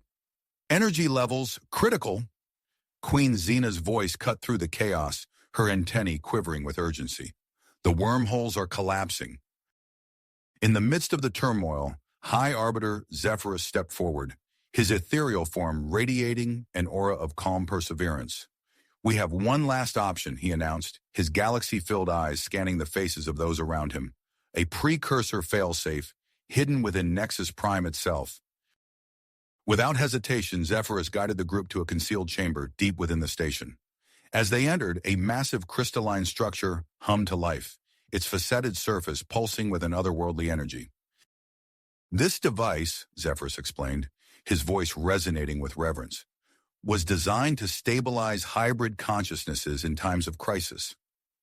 As the Ascended activated the ancient precursor technology, its energy began to reach out to Stephen and Zara's scattered fragments. The crystalline structure of their merged form started to crack and splinter, revealing a swirling vortex of pure energy beneath. On the planet's surface, Captain Marcus Reed and his team faced a new threat. The biodomes, reacting to the instability in Nexus Prime, were in chaos. The hybrid organisms used in the energy conduit's construction began to mutate at an alarming rate, growing to monstrous proportions. "Containment breach in Sector 3, Dr. Chen shouted, her eyes wide with fear as she monitored the rapidly changing readings. "The organisms are evolving faster than we can track." Reed's chameleon-like skin shifted to a deep red as he assessed the situation. "Deploy the modified stasis fields," he ordered, his voice steady despite the mounting pressure. "We need to slow their growth before they breach the dome barriers." As Reed's team scrambled to contain the mutating organisms, Empress Zilvana took decisive action in orbit. Her cybernetic eyes analyzed the escalating crisis in microseconds, formulating a plan to buy crucial time. "All synth collective vessels form a protective barrier around Nexus Prime," she commanded, her voice a blend of organic grit and synthetic precision. "Initiate synchronized energy field protocols." The biomechanical ships of the synth collective move with fluid grace, interlocking to create a massive energy barrier around the struggling station. The combined output of their gravitational field generators helped to stabilize Nexus Prime's power fluctuations, providing a temporary respite. In the Refugee Processing Center, Sovereign Zarlak observed a startling development among the evacuees. A group of Hazari refugees suddenly began to float, their bodies surrounded by shimmering fields of energy. Nearby, a cluster of Voraks exhibited rapid healing, their wounds closing almost instantly. "Establish immediate quarantine protocols?" Zarlak barked, his volcanic skin crackling with absorbed energy. "We need to isolate and study these evolved individuals." As chaos unfolded across multiple fronts, Queen Xena and Queen Lyrax made a breakthrough in deciphering the precursor databases. Their antennae intertwined as they shared a moment of realization. "There's a failsafe mechanism built into Nexus Prime," Queen Lyrax exclaimed, her multifaceted eyes reflecting the holographic display before her. "It's designed to reintegrate fragmented consciousnesses." Without wasting a moment, the Queens raced to activate the system, their movements a blur of efficiency as they interfaced with Nexus Prime's ancient controls. As the failsafe engaged, Stephen and Zara's scattered consciousness began to coalesce. The swirling energy beneath their fractured, crystalline form intensified, drawing in the fragmented extensions of their identities. The process sent waves of power surging through Nexus Prime, momentarily overloading its systems. The energy spike traveled down the conduit connecting Nexus Prime to the planet's surface, triggering a chain reaction in the biodomes. The hybrid organisms, already mutated beyond recognition, evolved even further. Some developed the ability to manipulate localized areas of spacetime, creating pockets of accelerated or decelerated time within the domes. High Arbiter Zephyrus, observing these rapid changes, saw an opportunity amidst the chaos. "We can use these evolved organisms," he proposed, his voice filled with a mix of awe and excitement. "Their space-time manipulation abilities, combined with our void-containing technology, could create a stable barrier around the cosmic anomaly." As the ambitious plan took shape, Stephen and Zara's reintegration neared completion. Their merged form, now a being of pure energy, pulsed with newfound power and awareness. They extended their consciousness throughout Nexus Prime, regaining control over its intricate systems. The wormhole network stabilized under their guidance, allowing the stranded refugee ships to safely complete their journeys. Countless lives hung in the balance as vessels traversed the vast distances between galaxies, carrying the hopes and dreams of entire civilizations. With their enhanced abilities, Stephen and Zara turned their attention to the approaching cosmic void. They initiated a deep scan of the anomaly, gathering crucial data that would be vital for the containment effort. The void isn't just consuming matter, Stephen's voice echoed through Nexus Prime, tinged with a newfound depth of understanding. It's absorbing energy and information from every system it engulfs. Zara's consciousness intertwined with his as they processed the implications. We'll need to create a multi-layered containment field, she added, her thoughts racing with possibilities. One that can repel matter, energy, and information simultaneously. As the scan concluded, the combined forces of Nexus Prime, the Ascended Fleet, and the evolved hybrid organisms from the biodomes prepared for their greatest challenge. The fate of countless civilizations rested on their ability to contain the cosmic void. High Arbiter Zephyrus approached Stephen and Zara's energy form, his expression grave yet hopeful. "We are ready to begin the containment procedure," he announced.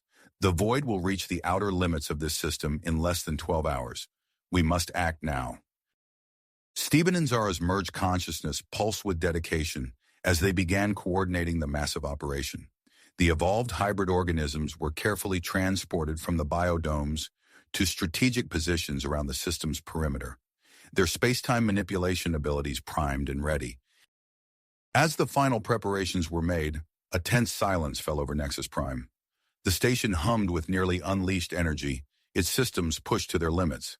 The assembled fleet of refugee ships, synth collective vessels, and ascended crafts formed a protective ring around the system's outer edge, waiting for the signal to begin the most ambitious containment effort in the history of the known universe. As the final preparations concluded, Stephen and Zara's merged consciousness pulsed with renewed vigor. Their energy form, now fully stabilized, extended its influence throughout Nexus Prime. The station's systems responded instantly, power levels normalizing and wormhole networks snapping back into full functionality. "Worry. Wormhole stability restored," Stephen's voice echoed through the command center, tinged with relief. "All stranded ships now have safe passage." Zara's consciousness intertwined with his as they watched the refugee vessels resume their journeys.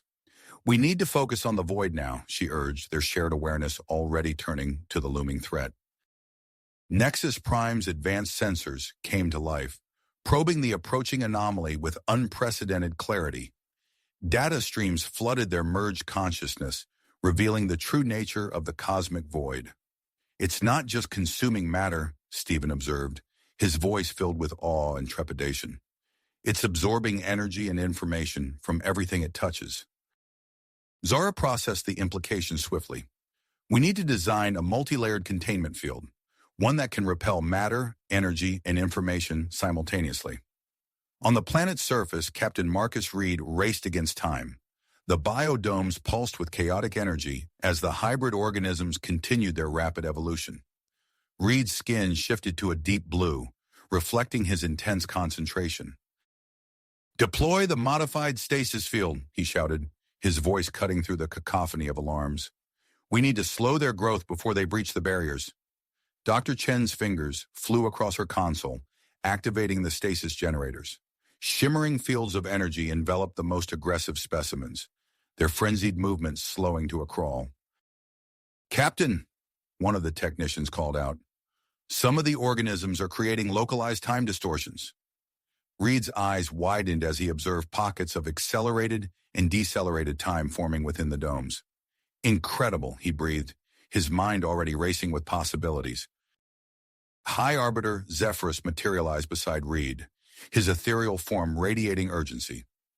"We can use these evolved organisms," he proposed, gesturing toward the time-bending creatures. "Combined with our void-containing technology, they could create a stable barrier around the anomaly." Reed nodded, his chameleon skin rippling with tenacity.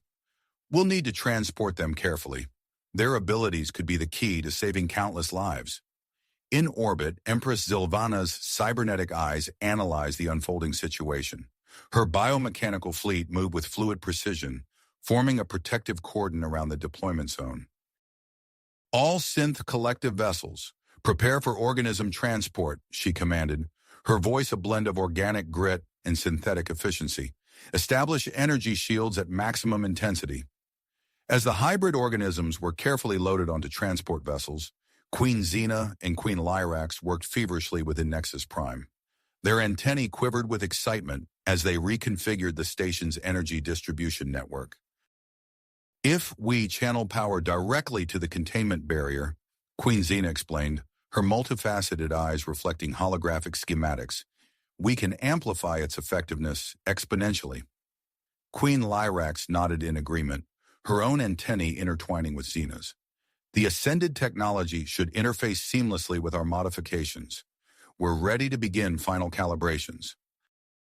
Steven and Zara, their merged consciousness humming with newfound power, initiated a series of system-wide adjustments. Nexus Prime's power grid optimized, wormhole networks fine-tuned, and dormant defensive systems awakened under their guidance. Suddenly, long-range sensors blared a warning. Steven's voice cut through the command center, tinged with alarm. Energy surge detected within the void. It's accelerating its expansion. Zara's consciousness merged deeper with his, their combined intellect racing to find a solution. We need to interface directly with the containment barrier, she proposed. It's risky, but it may be our only chance to maintain stability.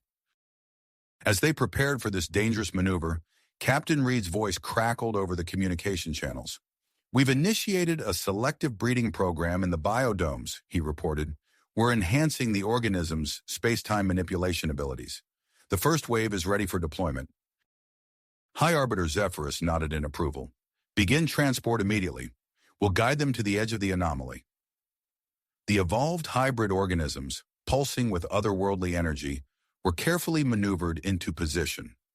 Guided by the Ascended's technology and powered by Nexus Prime's channeled energy, they began to generate localized space-time distortions. Steven and Zara watched in awe as the initial segments of the containment barrier flickered into existence. Their merged energy form pulsed with anticipation, preparing to join with the fledgling barrier. Are you ready?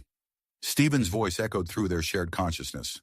Always, Zara replied, her essence intertwining with his. As one, they extended their being towards the shimmering barrier. The fate of countless civilizations hung in the balance as they prepared to merge with the containment field, their newfound abilities about to face their greatest test. The cosmic void loomed before them, its expansion accelerating with each passing moment. Steven and Zara's energy form pulsed with perseverance as they approached the barrier, ready to face whatever challenges lay ahead in their desperate bid to save the universe. As Steven and Zara's merged consciousness reached out toward the shimmering barrier, their energy form began to elongate and stretch. Tendrils of pure power extended from their being, creating visible distortions in the space surrounding Nexus Prime. The fabric of reality rippled outward, spreading through the system like waves on a cosmic ocean. The hybrid organisms at the edge of the void pulsed with otherworldly light as Steven and Zara's influence washed over them. Their space-time manipulation abilities synchronized, creating a more cohesive barrier against the encroaching anomaly. Energy tendrils formed between Nexus Prime and the containment zone, pulsing with each coordinated action. Suddenly, alarms blared throughout the command center. Energy surge detected within the void, Steven's voice echoed, tinged with urgency. Its expansion is accelerating. The first wave of hybrid organisms faltered under the increasing pressure. Several creatures vanished into the void's maw, leaving temporary gaps in the fledgling barrier. Ascended ships rushed to fill the breaches, their advanced technology straining to stabilize the affected areas. On the planet's surface, Captain Reed's selective breeding program yielded results. A new generation of hybrid organisms emerged from the biodomes, resembling large luminescent jellyfish. Their enhanced space-time manipulation abilities pulsed with promise. Transport the new specimens immediately, Reed ordered, his skin shifting to a deep purple of purpose. We need them at the deployment zone now.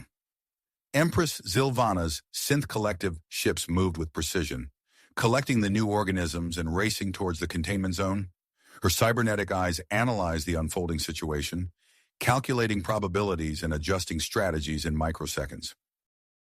"All ships prepare for emergency maneuvers," she commanded, her voice a blend of organic grit and synthetic efficiency. "We must reinforce the barrier at all costs." As the new hybrid organisms joined their brethren at the void's edge, Stephen and Zara's merged consciousness extended beyond Nexus Prime. They connected with the creatures, coordinating their efforts with newfound clarity.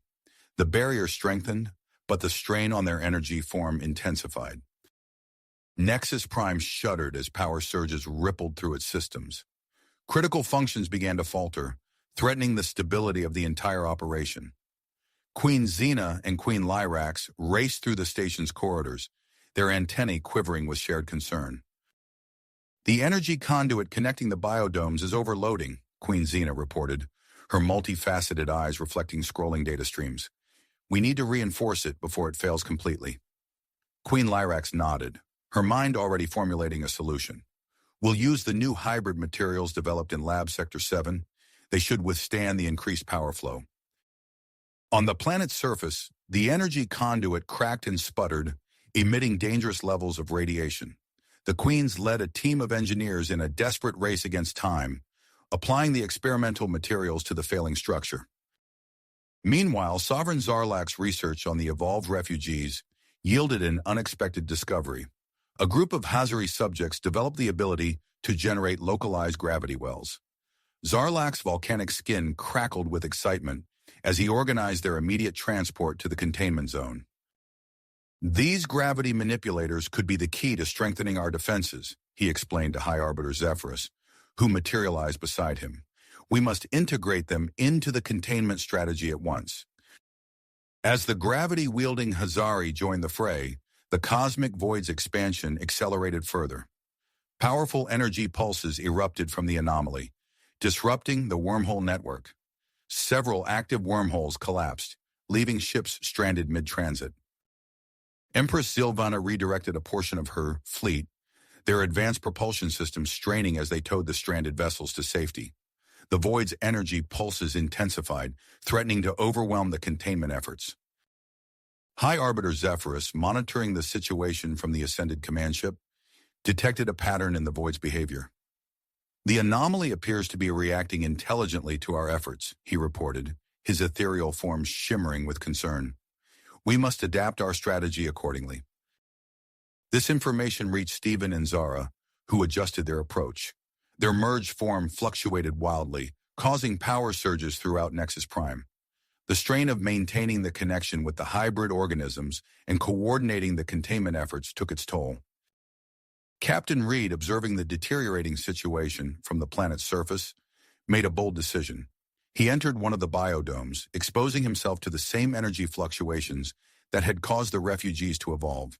His body began to change, developing characteristics similar to the hybrid organisms. As Reed's transformation progressed, he gained the ability to manipulate energy on a small scale. With newfound power coursing through his veins, he established a direct connection with the energy conduit. Acting as a living regulator, Reed stabilized the power flow between the planet and Nexus Prime, alleviating some of the strain on Stephen and Zara's merged form.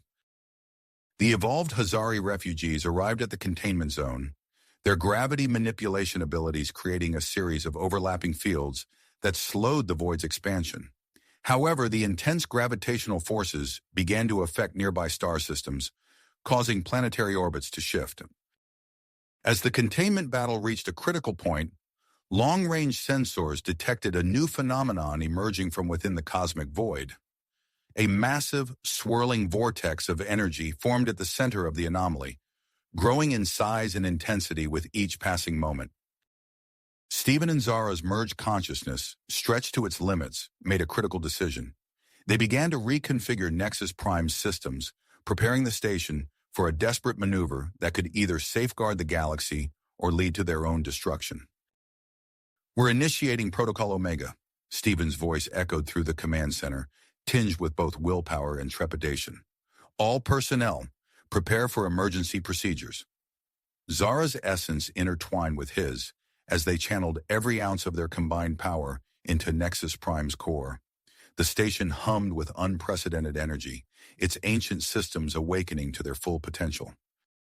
As the swirling vortex within the void grew larger, threatening to engulf everything in its path, Stephen and Zara's merged form pulsed with fierce intensity.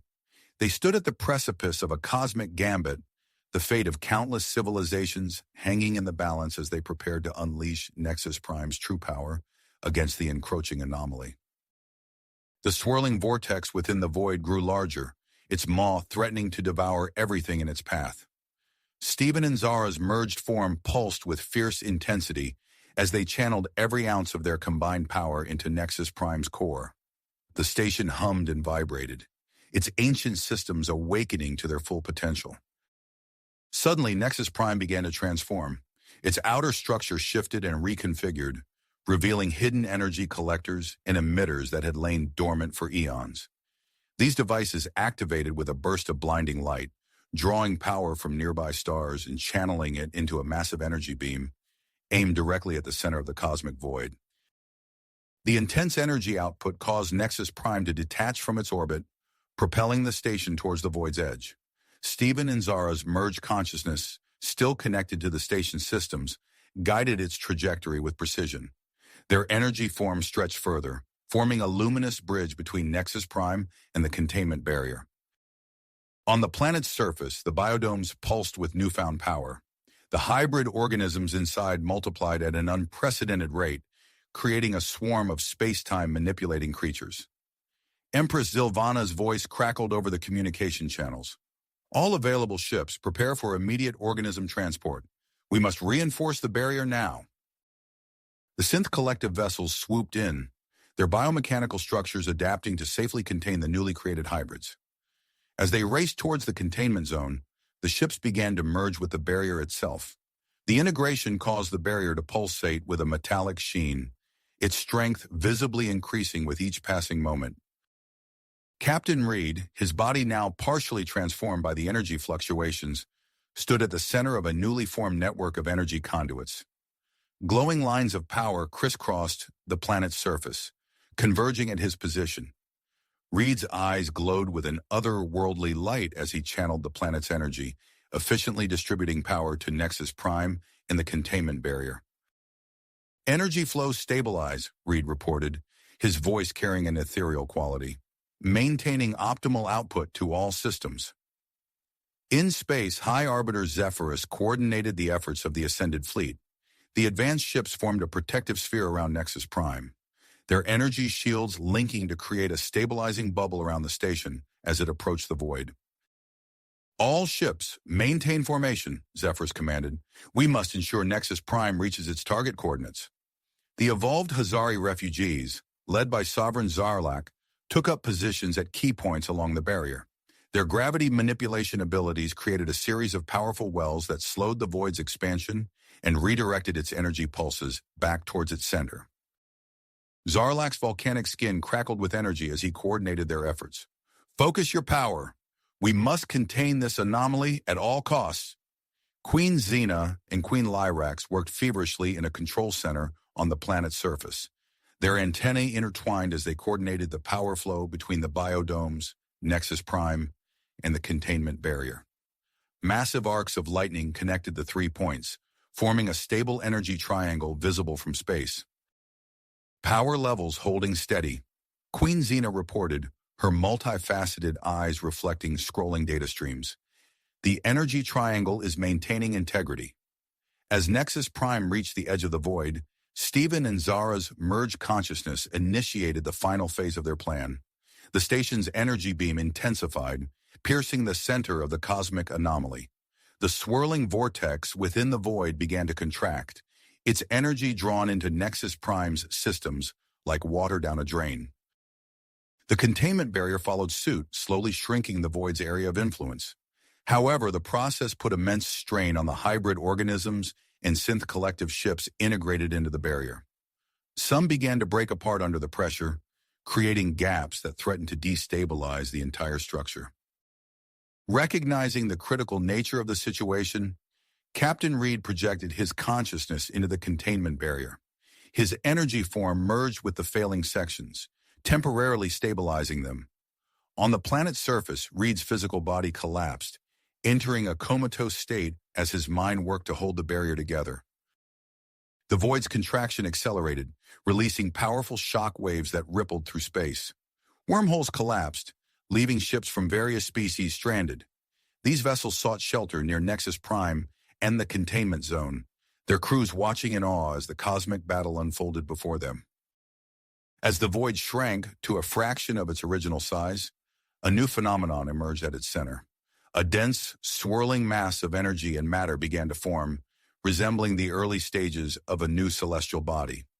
Steven and Zara's merged form flickered with surprise, forcing them to adjust their strategy on the fly. Nexus Prime's energy beam shifted, forming a cylindrical force field around the newly forming celestial mass. The station's systems struggled to adapt to the new energy configuration, causing power fluctuations that rippled through its structure. "Containment field holding," Steven's voice echoed through the command center, strained but determined. "But we're operating at maximum capacity. We can't maintain this indefinitely." Zara's essence intertwined with his. Their combined willpower focused on maintaining control over Nexus Prime and the containment efforts. Their merged forms showed signs of instability, flickering like a candle in the wind as they pushed their abilities to the limit. The assembled alien factions prepared for the final phase of the operation, their disparate technologies and abilities working in concert to face the unknown threat posed by the newly forming celestial body. As the cosmic void neared full containment, tension mounted throughout the system. The nature and potential impact of this new cosmic entity remained a mystery, its growth continuing unabated within the confines of Nexus Prime's energy field. The fate of countless civilizations hung in the balance as Steven and Zara, their merged consciousness stretched to its breaking point, fought to maintain control over the unfolding cosmic events. The next few moments would determine whether their bold strategy would save the universe or usher in a new age of chaos. As the cosmic void neared full containment, a sudden surge of energy pulsed through Nexus Prime. Steven and Zara's merged form, which had been flickering like a candle in the wind, abruptly stabilized. Their combined consciousness regained control over the station's systems, channeling power with renewed precision. The energy beam emanating from Nexus Prime intensified, its brilliance rivaling that of nearby stars. The newly forming celestial body at the center of the void was now fully enveloped in a cocoon of concentrated energy. The containment barrier, bolstered by the hybrid organisms and synth collective ships, began to contract more rapidly, compressing the remaining void energy into an ever-shrinking space. High Arbiter Zephyrus, his ethereal form shimmering with tenacity, issued a series of rapid commands to the ascended fleet. "All ships, establish energy conduits to Nexus Prime. We must stabilize the power output." The ascended vessels moved into position, forming a complex network of energy pathways that connected directly to the ancient station. As the network activated, Nexus Prime's energy fluctuations smoothed out, its systems humming with a steady, harmonious frequency. On the planet's surface, Captain Reed's motionless body began to emit a soft, pulsating glow. The intricate web of energy conduits he had established across the planet's surface throbbed in perfect synchronization with his faint life signs. Queen Xena and Queen Lyrax, their antennae twitching with heightened sensitivity, monitored the captain's condition from their makeshift control center. "Fascinating," Queen Xena chittered, her multifaceted eyes reflecting scrolling data streams. "Reed's genetic structure is undergoing significant alterations. It appears the planet's evolving ecosystem is directly influencing his transformation." Queen Lyrax nodded, her own antennae quivering with excitement. "Indeed, the symbiosis between Reed and the planet seems to be deepening. We must continue to monitor this development closely." In space, Empress Zilvana's eyes narrowed as she studied the readings from the forming celestial body. With a decisive gesture, she activated her ship's communication array. "Deploy the analysis probes. We need to understand the nature of this new cosmic entity." A swarm of sleek, biomechanical probes detached from the synth collective ships, their intricate sensors already active as they penetrated the containment field. As they approached the dense mass of energy and matter, The probes began transmitting a torrent of data back to the fleet. Zilvana's eyes widened as she processed the incoming information. Incredible.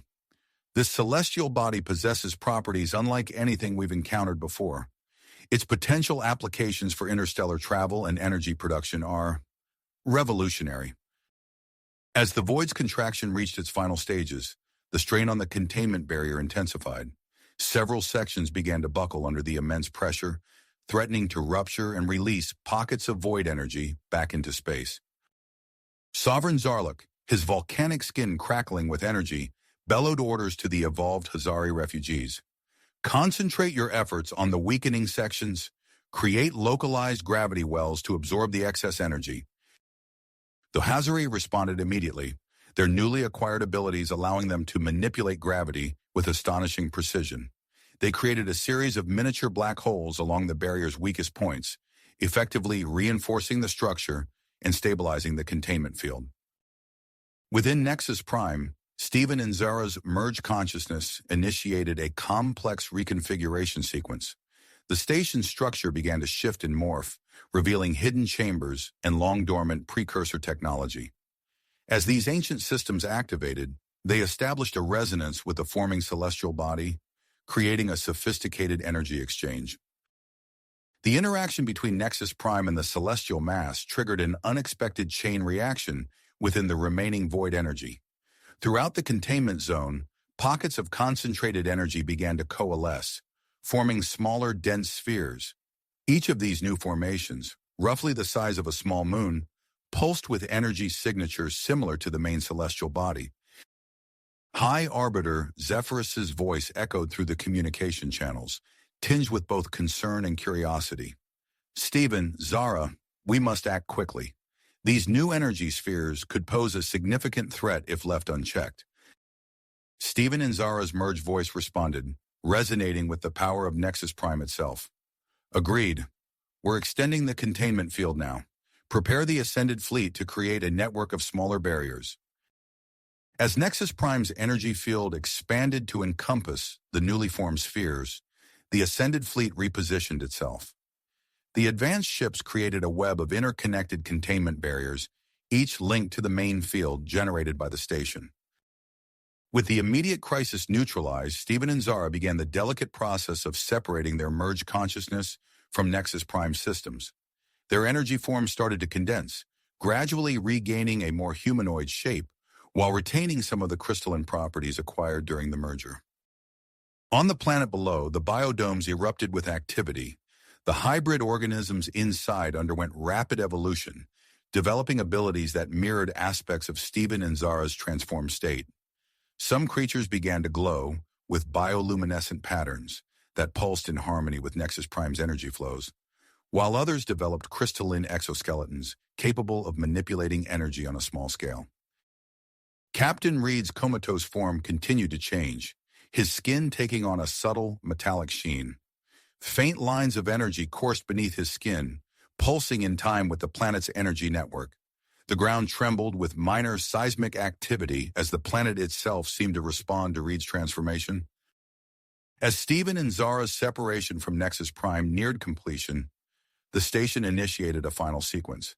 The energy beam connecting it to the main celestial body intensified, creating a stable wormhole at the center of the containment field. The swirling portal, its edges crackling with unknown energies, appeared to lead beyond the boundaries of the observable universe. Steven and Zara's energy forms, now fully separated from Nexus Prime, hovered near the station's control center. Their bodies, a hybrid of human and energy-based life forms, pulsated with residual power from the cosmic event. As they observed the newly formed celestial bodies in the mysterious wormhole, a mix of exhaustion and exhilaration washed over them. "We did it," Steven's voice echoed, his form shimmering with each word. "But I have a feeling our work is just the beginning." Zara's essence intertwined with his, her thoughts resonating in agreement. "Indeed. We've contained the threat, but now we face an even greater challenge, understanding what we've created." As the assembled alien factions prepare to investigate the new cosmic phenomena, the implications of their recent ordeal began to sink in. The universe as they knew it had changed, and the consequences of their actions would ripple across the cosmos for eons to come. As the implications of their recent ordeal began to sink in, Stephen and Zara's energy forms pulsed with residual power. Their hybrid bodies, shimmering with an otherworldly glow, suddenly felt an inexplicable pull toward the planet's surface. Without a word, they allowed themselves to be drawn downward, their essence streaming through the atmosphere like twin comets. They touched down near Captain Reed's prone form, which now emitted a soft, pulsating light. The ground beneath their feet trembled with increasing intensity as they approached. Stephen and Zara exchanged a glance, their merged consciousness allowing for wordless communication. As they reached Reed's side, his body erupted in a brilliant flash of light. The energy coursing through him seemed to reach a crescendo, and in an instant, his eyes snapped open. Reed gasped, his back arching as his consciousness reintegrated with his physical form. When the light faded, he sat up, blinking rapidly as he took in his surroundings. "Stephen? Zara?" Reed's voice was hesitant, tinged with awe as he looked down at his hands. His skin now bore the same subtle metallic sheen as theirs, with faint lines of energy pulsing beneath the surface. Stephen extended a hand, helping Reed to his feet. "Welcome back, Captain. How do you feel?" Reed flexed his fingers, marveling at the energy that danced across his skin. "Different. Powerful. It's like I can feel the entire planet." His words trailed off as a wave of energy surged through the ground. The trio turned in unison to witness an extraordinary sight. The biodomes that dotted the landscape were pulsing with an intense, synchronized light. Within each dome, the hybrid organisms began to move with purpose, flowing together like streams merging into a river. As they watched, the separate entities within the domes started to coalesce, forming a singular, massive organism that spread across the planet's surface. Tendrils of bioluminescent matter stretched between the domes, creating an intricate web of life that spanned continents. Zara's eyes widened as she sensed a presence forming within this new entity. "It's alive, conscious. Can you feel it?" Stephen and Reed nodded, their hybrid physiology allowing them to perceive the awakening planetary consciousness. As the massive life form continued to grow and evolve, a telepathic link established itself between the trio and the newly formed entity. Thoughts and emotions flooded their minds, a complex tapestry of experiences from every creature that had been absorbed into the whole. The planetary consciousness radiated curiosity, wonder, and an insatiable hunger for knowledge. Their silent communion was interrupted by a deafening rumble from above. Looking up, they saw Nexus Prime undergoing a startling transformation. The ancient station's structure was breaking apart, its components realigning themselves into a new configuration. At the center of this cosmic dance, the station's core, a pulsing sphere of pure precursor technology, detached itself and began a controlled descent toward the planet. As it neared the surface, the planetary consciousness reached out with tendrils of energy, eagerly embracing the approaching artifact. The core touched down with surprising gentleness, sinking into the living matter of the planetary entity. There was a moment of stillness, then a burst of energy that rippled across the entire globe. The precursor technology melded seamlessly with the evolved life form, creating a symbiotic relationship that defied comprehension. Stephen, Zara, and Reed stood at the epicenter of this transformation, their hybrid bodies resonating with the waves of power emanating from the fusion. Through their telepathic link, they sensed the exponential growth in the planetary consciousness's capabilities. Vast stores of knowledge accumulated over eons by the precursors began to flow through the living network. The hybrid organisms that made up the planetary entity started to evolve at an accelerated rate, developing new abilities and forms that shifted and adapted with each passing moment. In orbit, the assembled alien fleets watched in awe as the planet below them pulsed with newfound energy. The wormhole at the center of the containment field stabilized, its swirling vortex now revealing tantalizing glimpses of other realities and dimensions. High Arbiter Zephyrus's voice echoed through the communication channels, filled with a mix of excitement and trepidation. "Attention all vessels. We are detecting multiple stable pathways through the wormhole. Prepare for an expedition into the unknown. The ascended fleet began to move into position, their sleek ships forming intricate patterns as they approached the wormhole. Empress Sylvana's synth collective vessels flanked them, their biomechanical sensors already probing the boundaries of this new frontier. On the planet's surface, Steven, Zara, and Reed found themselves at the heart of a rapidly evolving ecosystem. The ground beneath their feet shifted and reformed, creating crystalline structures that hummed with energy. Plant-like organisms sprouted and grew at incredible speeds, their forms unlike anything seen before in the known universe. Through their telepathic link with the planetary consciousness, the trio began to understand the true scope of what had been created. This was more than just a new life form or a technological marvel. It was the birth of a new type of cosmic entity, one that bridged the gap between organic life and advanced technology. As the implications of this revelation washed over them, Stephen turned to his companions, his eyes glowing with an inner light. I think our work here is a long way to go. This is just the beginning of something incredible. Zara nodded, her form shimmering with anticipation. We have a responsibility to guide this new life, to help shape its growth and interaction with the rest of the universe. Reed's gaze was fixed on the sky, where the wormhole's glow was visible even from the planet's surface. And we need to understand what lies beyond that portal. The possibilities are endless. As if in response to their thoughts, the planetary consciousness surged with renewed energy. Through their link, Stephen, Zara, and Reed sensed its eagerness to learn, to grow, and to explore the vast cosmos that lay before them.